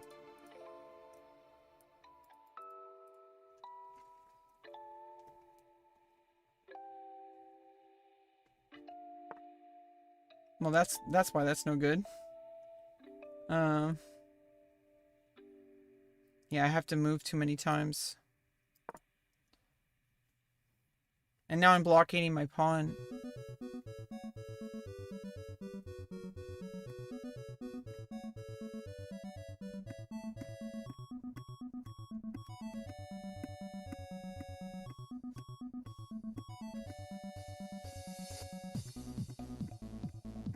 Metal NT? Is that you? Are you Chess-Reem? Chess-Reem? Chess-Reem? Chess-Reem? Are you finished with those errands? Are you finished with those errands? Errands? Errands? Errands?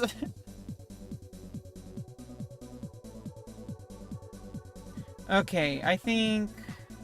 Therefore I am. I gotta do something about this. Let's consolidate this. Let's see what's going on here. I need to figure this out.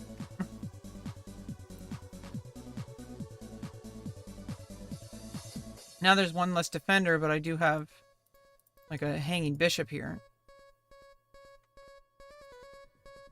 On c4.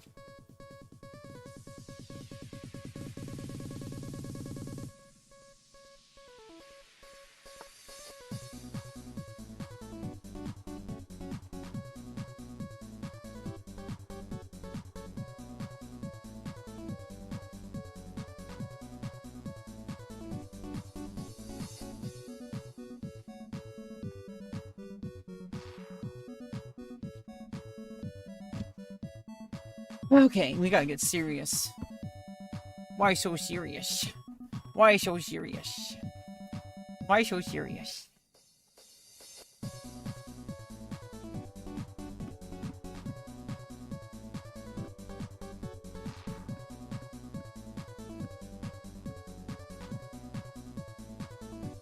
Okay, I think I can do something here now.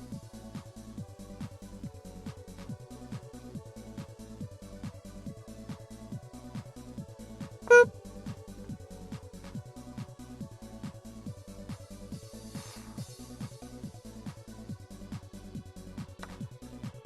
Oh no, what am I thinking? What am I thinking? I thought there was still a defender there. Oh my goodness. I thought there was still a defender there. What is wrong with me? I am so dumb. What is wrong with me? There goes my rook. There goes my queen. Okay. Oh no, the Botez Gambit. Oh god. What is wrong with my brain? Why do I not see these things? I understand all these concepts, but as soon as you put a board in front of me and make me make the moves, I make all the wrong ones. Ah! What is wrong with my brain? My brain does not function. No!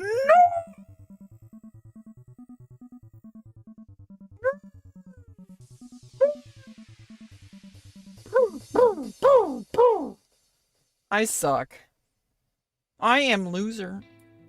I should be banned from all... No wonder I don't get any help with chess. I'm embarrassment to the game. Here, take my rook, bro. I don't know what's wrong with me. This is actually like something that seriously gets me tilted. No matter how many hours I put into this game, I just make stupid mistakes that can easily be avoided. Because I don't see things on the board. Like, I literally look at it and I could spend like 20 minutes looking at a position, but for some reason I overlook one obvious thing. People are like staring at the problem being like, why did you make that move? You've been thinking for like 20 minutes. Didn't you already see that? Like, why did you make that move? And I'm like, what is wrong with you? Like, I just ruin everything for no reason. Like, I have all this fundamental understanding of the game, and then I throw it all away in one move. It's like I don't know how to stop this. Hey, Nagus, goat. Play bullet? That's the worst thing I could do. I gotta play longer games, because it's like I just have, like, a fundamental, like, brain problem. Like, I don't know what it is. I know I'm autistic, so maybe it's like something about geospatial things. It's just no matter how much I look at the board, I just miss, like, obvious problems. Like, I don't understand why I do this. I can't believe you've done this. I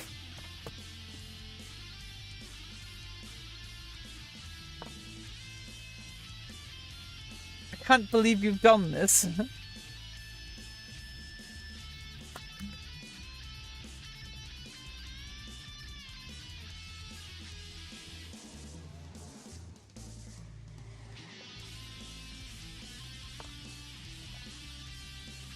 Or maybe I should play some bullet just to get it on, like, I need to, like, I'm thinking too much.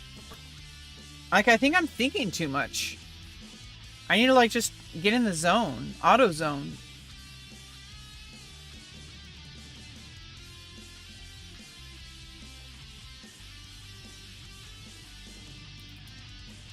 Yeah, there's, like, no progress that can be made.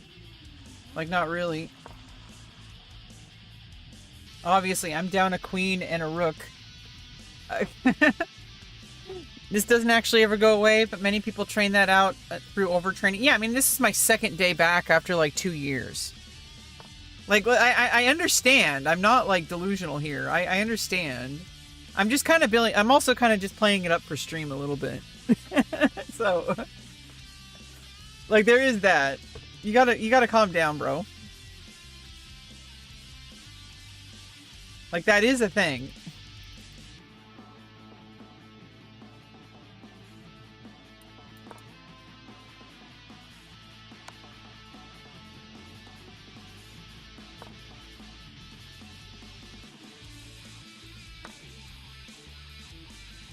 Ah! Oh my goodness. Yeah, let's look at the game review here really quick. Where did I make that mistake? Probably when I allowed my queen to get captured. Probably. I would guess. I would guess it was probably when I let my queen get captured for no reason. I don't even actually think it was too bad for me to bring my queen out. Yeah, it's like this was the move that needed to change. I literally just think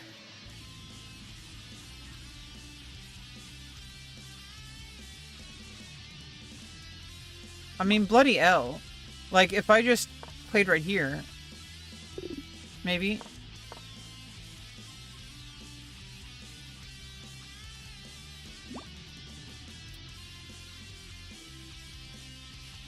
Yeah, I don't even know. Let's look at the... Oh, I guess just taking here. Yeah. Try to trade. I don't know. It's just really messy. Let's play some bullet. Let's go. Oops. Let me actually load it up here. There we go. Yeah, let's go. Let me get my music jam, okay?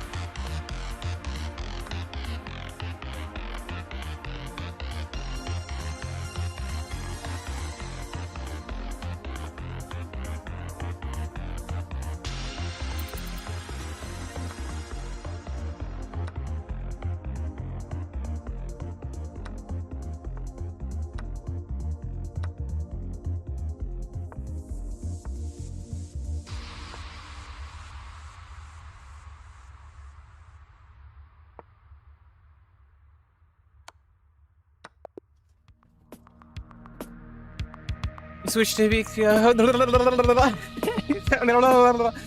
okay, I switched to Twitch because I had a lot of delay. Yeah, I know YouTube has a lot more delay than Twitch. Metal NT. You will challenge me to play Bullet? Yeah, send me a challenge. Send me a challenge. Send me a challenge. I was just, I'm ready to play. Are you still there, Nagus Goat? Or are we just gonna play the arena?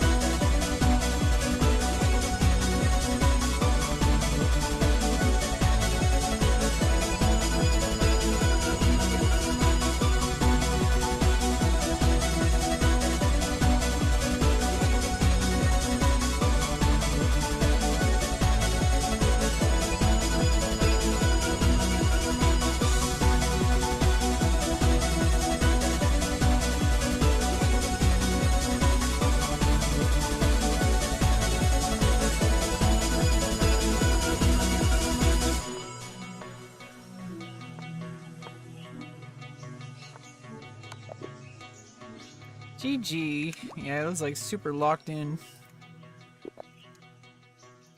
Why'd you give me the rook, though?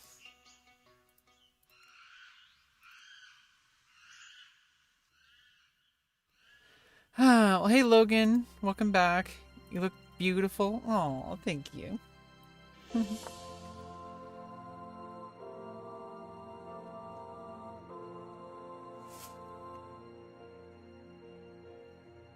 Yeah, we're like locked in. We got that chess vision.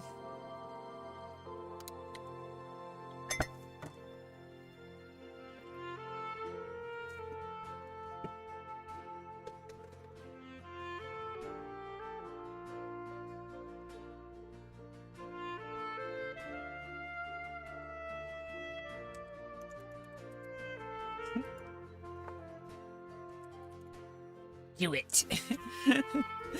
I hope you feel better about winning. Now, I will try to win? Question mark. Do it.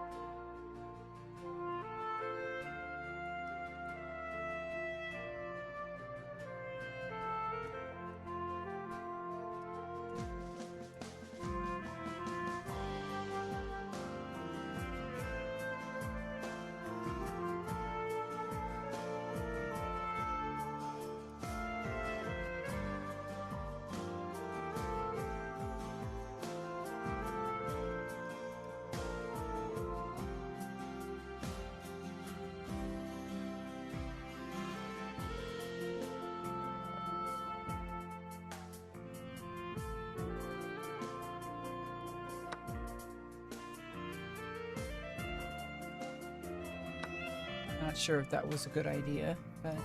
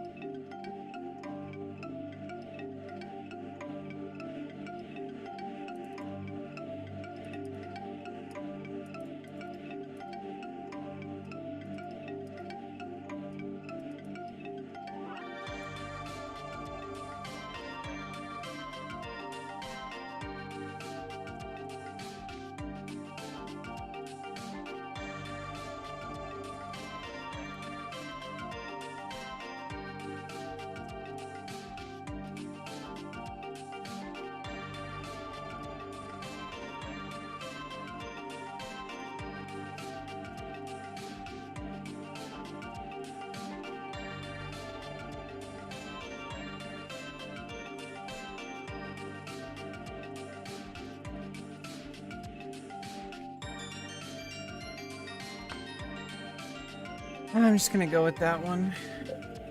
I'm down a piece, I can't just trade.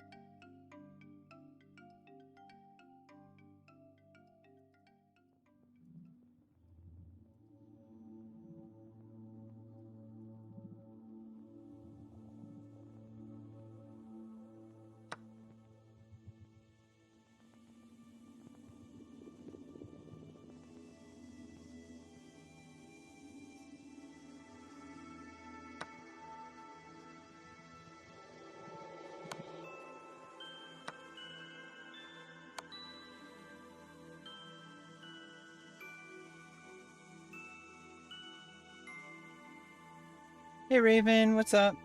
Yeah, we're playing viewers today.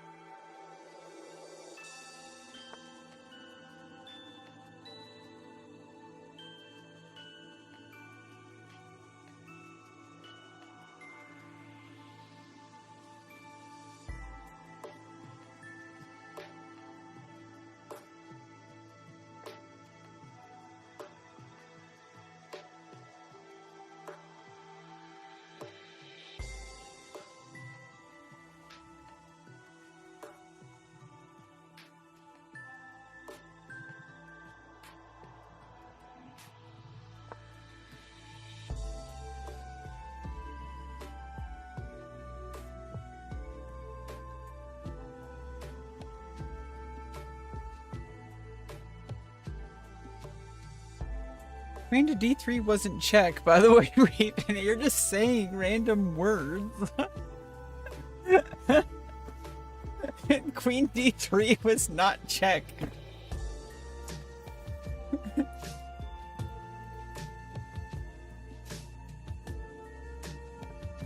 You slept and now I'm back from outer space? You're from outer space? Something something look upon your face. I shouldn't something something lock something something key. Yo, Raven.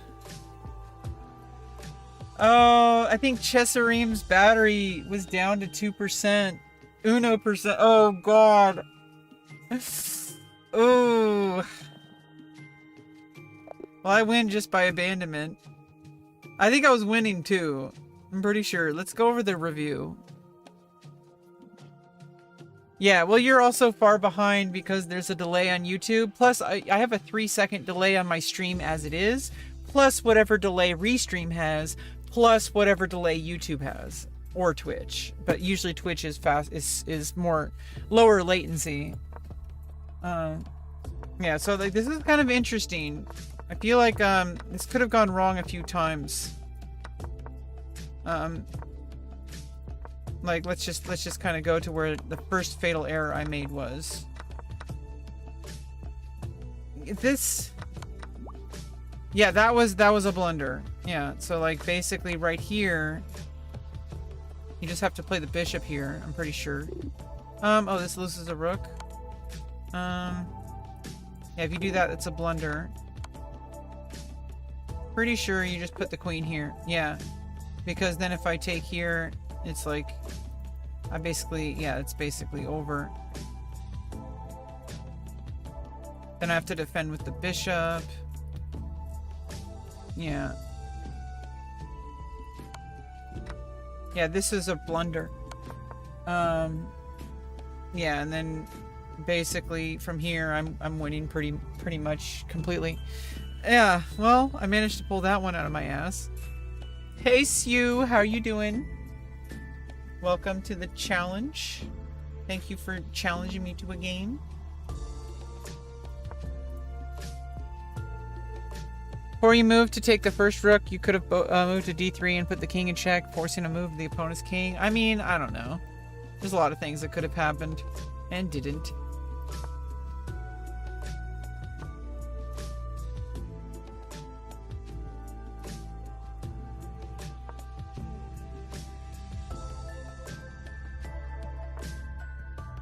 Oh, that's you, Metal and T? Wow, Sue. Did I say your name correctly, Sue?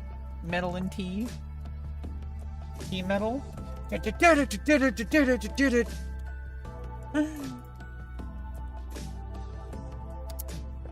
King sacrifice?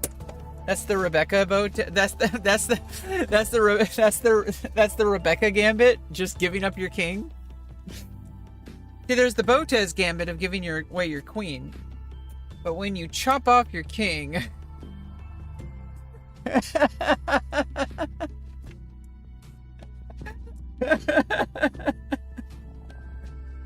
The Overbox system?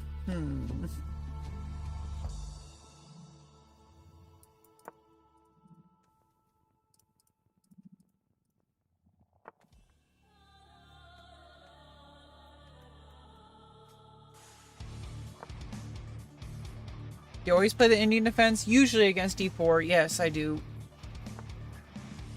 Hi, Ask. Welcome back, my friend. How you doing?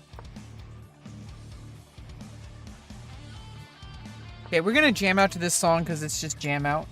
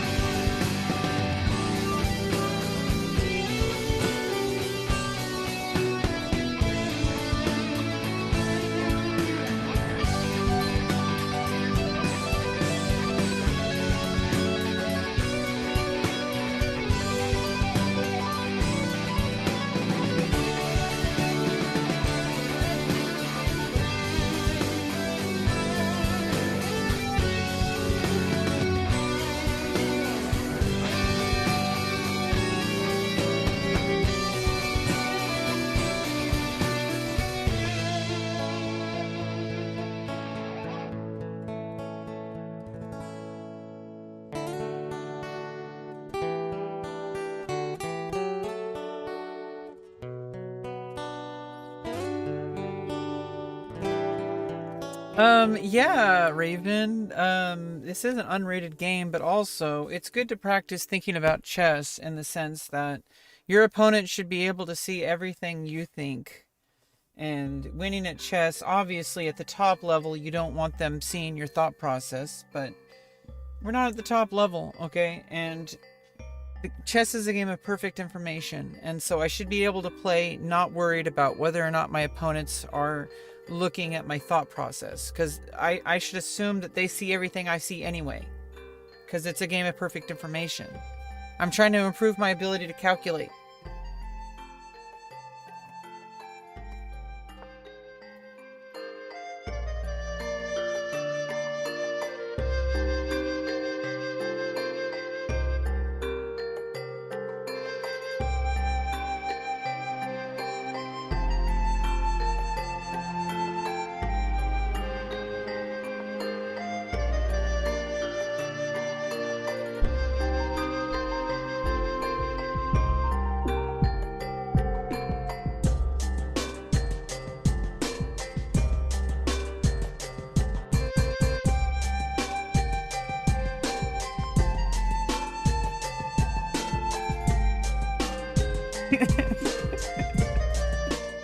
The true pros don't even know their own plans. That's how secretive they are. In chess, you must never let your opponent see your cards. In the game of chess, you must never let your opponent see your pieces. That Brannigan.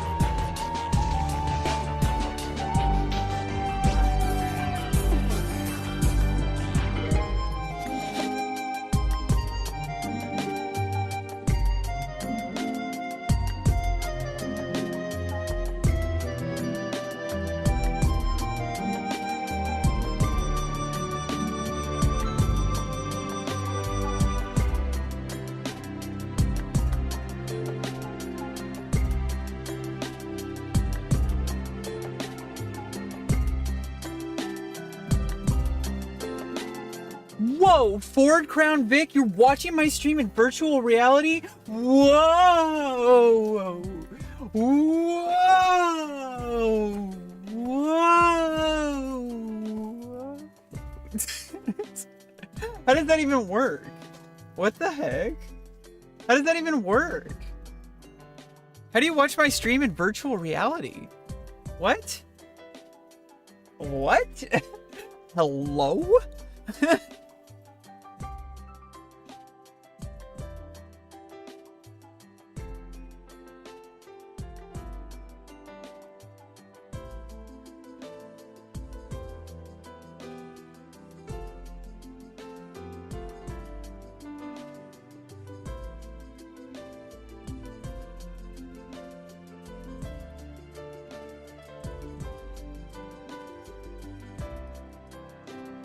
Oh.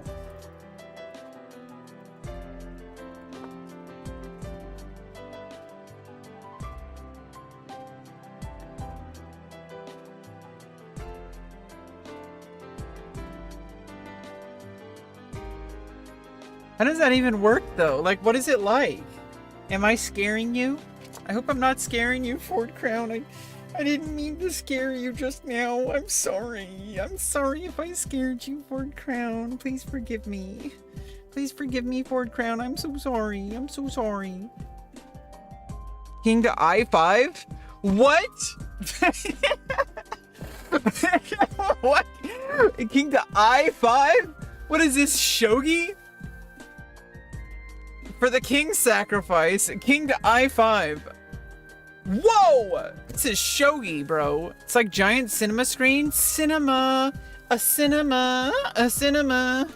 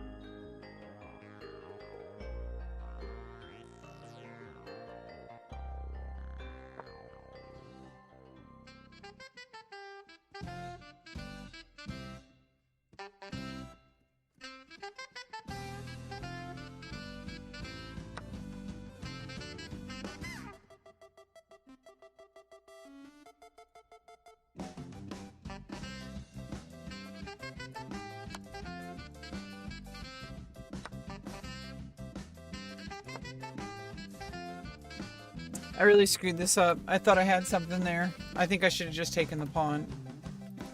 I should have taken it upon myself to take the pawn.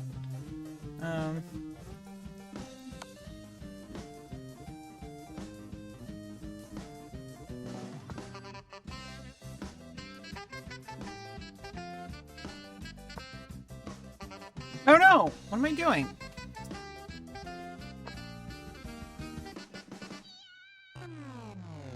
Zelda? I think it's like Super Smash Brothers. Yeah, this is just over now. Now it's just pathetic. I was actually having a fighting chance at some point.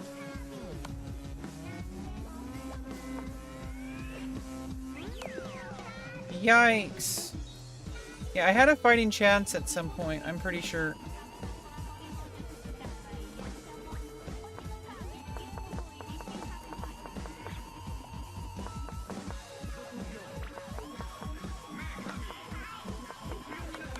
Yeah, this became like an interesting kind of position. Actually, apparently, the engine says this is pretty even. Even with my king all the way out there in G6, like I think I played okay. This was where I screwed up. This is where I screwed up really big. I think I just needed to take the bishop. Like even there, yeah, it's like clear recapture. But I thought I thought I had something clever here. I thought I had something really clever.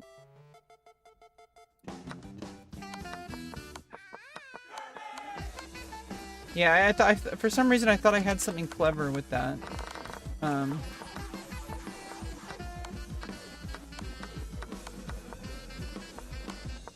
this is just downhill from here. Yeah, this is actually pretty even. Like if I just took this bishop. Like I mean I even could I think go here. Oh no, yeah, then you just castle, so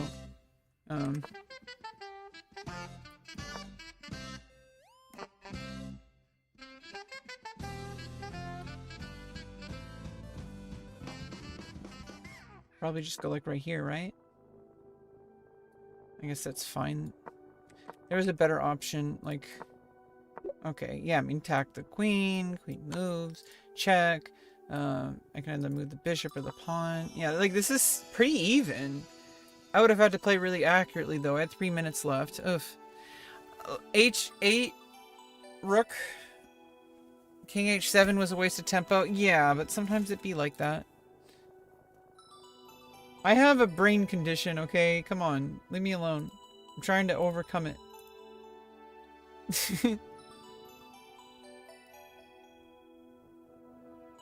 Oh shit, yeah, I need to, this person I need to, unfollow. And... our friend again.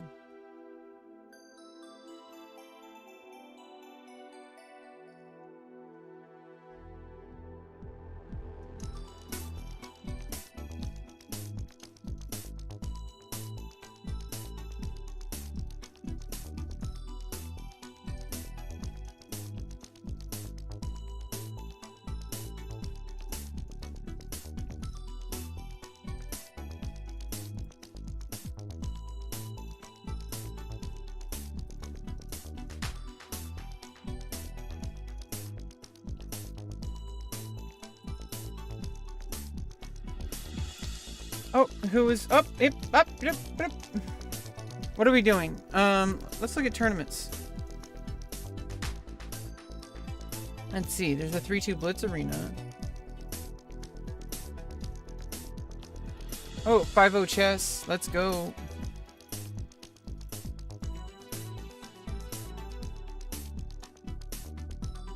Oh, starts in 45 minutes. We can't do that.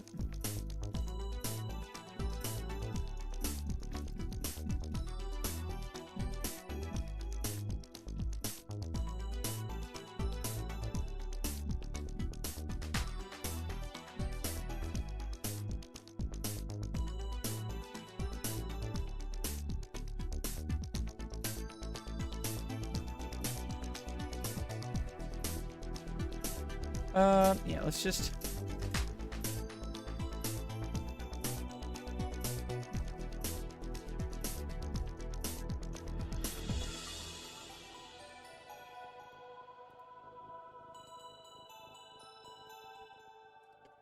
Let's play this 3-2 Blitz. Let's just kind of have some fun here.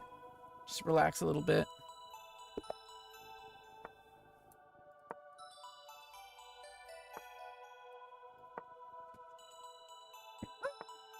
Okay.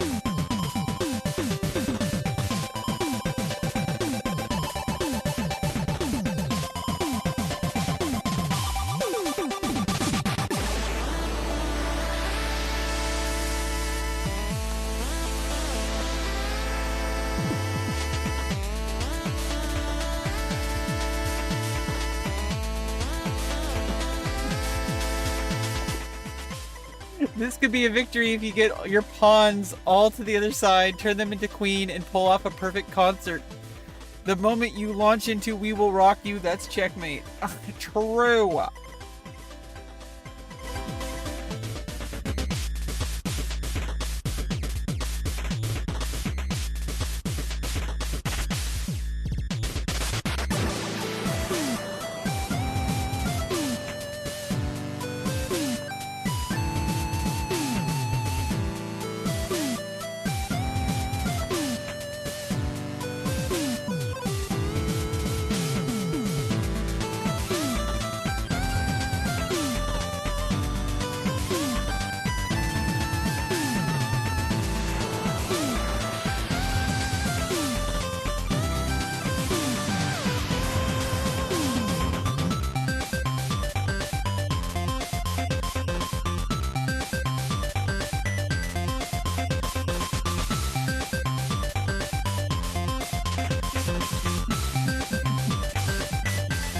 The Mercury Gambit. I love it. I love it. I love it, Raven. You're awesome.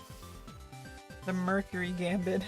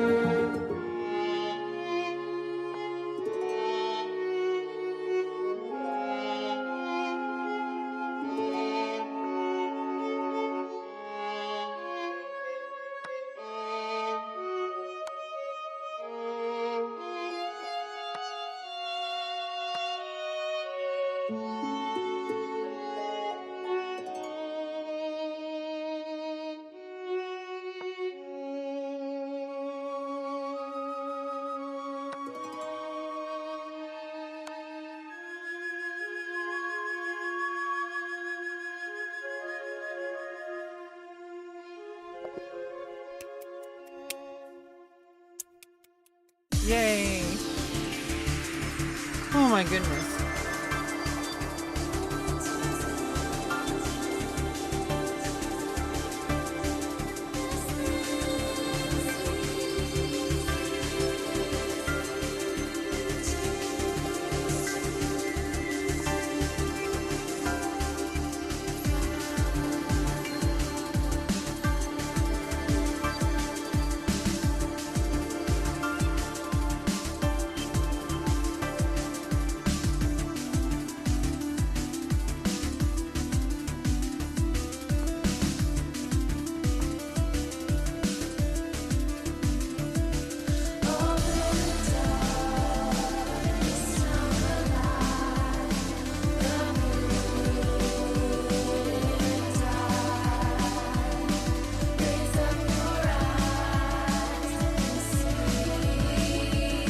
Hello, CJ. Hello, hello, hello. How you doing? How you doing?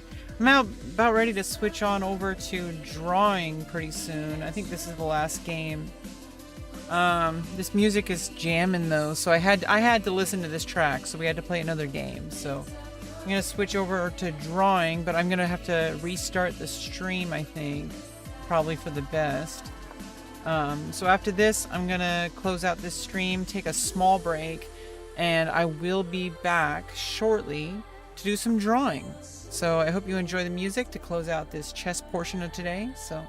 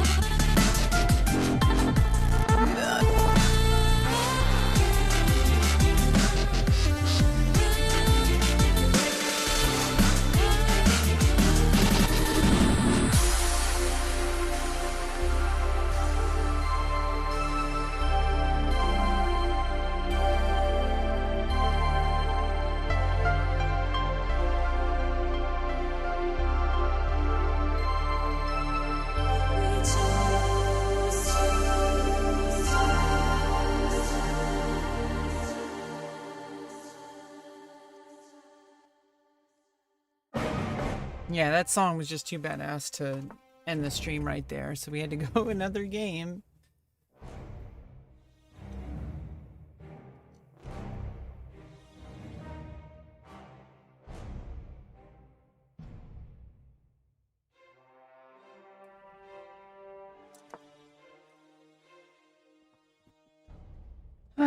yeah. Had quite an interesting day. We played some World of Warcraft, the Burning Crusade. I got a dungeon on Warrior done. I tanked, kind of badly. And then, I healed a dungeon on my priest pretty badly. But then we played 3 hours of chess, and I got really heated at the very beginning about the politics in chess. That's kind of bothersome to me, but I didn't get too overworked up. So now we're here. We've been just kind of playing and having some nice jam session, listening to music. Gonna take a short break after this, and then I'm gonna set up for drawing to close out the night. I hope you guys enjoyed the vibes this evening. It's been pretty relaxing. I've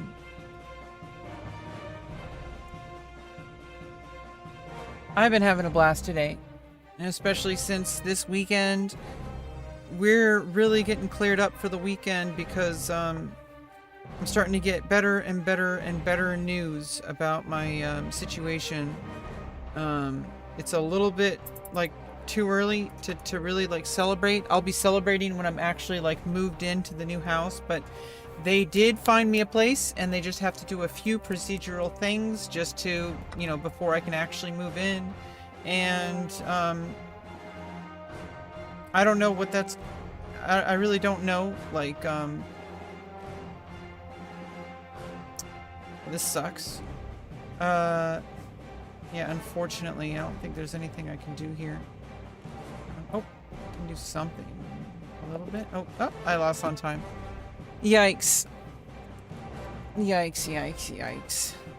Well then. Yeah, so, I think now's a good time. Take a short break. I hope to see you guys when I come back, probably in like 10 minutes or so. I'm gonna take a quick break, get some fresh air, stretch, all that kind of stuff, get some snacks. Then we're gonna just, you know, close out the night with some nice, relaxing, just, you know, just doing some drawing, you know. Let's get some pencil and paper going and get some drawing. I think it should be a nice, relaxing close out to the evening. I think it's been a kind of productive day, and like just kind of doing productive things. And I know I get like super worked up about the past because I do feel like I know it's kind of like a victim mentality, but I do get extremely kind of bitter about how I pretty much have never really had any true advantages to get ahead in life. I had to fight for everything I have, and even that is just the... I did get my surgeries to happen. That was something I never thought was possible, and I made it happen. So that, chef's kiss, you know, so like that was perfect. I got my surgeries to happen. That was a big deal. There's still some things that are lacking though, and I'm about to have the housing portion of my issues closed out. Okay, so this weekend it's about relaxing, having a good time, hanging out with you guys, and I'm gonna be doing some drawing in a few minutes. But I think I'm going to take a little bit of time just to gather my thoughts and kind of, you know, get some fresh air, get away from the camera for a bit, and then I will be back, and we will close out the evening with a nice, relaxing drawing. Basically, like, I get a little bit worked up about stuff that has affected me my entire life, and when it keeps stacking on top of each other, like I keep seeing the same exact pattern over and over in my life, and I feel like I'm not good enough. I feel like I am not equipped to be able to navigate this planet, and it feels devastating because like I have just been like looking for help, like trying to find a rope to safety, and I think a lot of people are. And it's like, but you know, me personally, I have been fighting tooth and nail to try to get this housing situated, and they are finally going through the procedural things, and I'm like hanging on for dear life, hoping that this actually works. Hey, Onward, welcome back. Because until I actually have the keys to my new apartment and I'm actually moved in, I don't really feel like I can celebrate, even when I get good news like I did today. You are good enough. Yeah, I feel that. It's just when you see yourself on the bottom so much in life, and no matter what you do to try to crawl out, you just get kind of shoved back down. it really gets to you after a while. But I rose up from the ashes anyway, and I made some things happen that even most people who have better situations than me can't. Those surgeries are almost impossible to make happen. And I did it. I did it. I did it. Okay, no one can ever take it away from me. I don't care what people think about me. Honestly, I wish people weren't so transphobic and just not even accepting of trans people. But thank God I got the surgery, because even if that never changes, even if people never support trans people, like I support me, and that's what matters. And there's other people who support me, and who are behind me, you know, who are wanting to lift me up. And so, like, things are only going to get better in my life. Only going to get better. And like I'm about to face this new challenge in my life, which is finally getting rid of relying on people who don't want me to succeed. Now I'm relying on people who want me to succeed. That's a big difference in my life.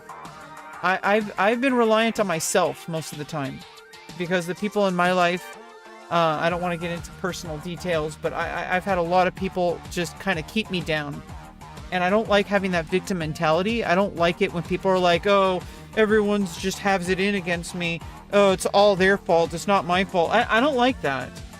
But when you see the pattern, it's hard to ignore it. Like, when so many people hold you down for that length of a time at that degree, it's really hard to start thinking that maybe I'm the problem. When so many people hold you down and prevent progress. So like, I wish I didn't get so heated earlier, but I am very passionate about chess, and I want to see myself actually get back into the chess world. I want to be able to go to tournaments, and I think I'm going to be moving into a place where there's a chess club. Becca, just stopping in for a minute to see what you're talking about. I support you. Hey, just in case.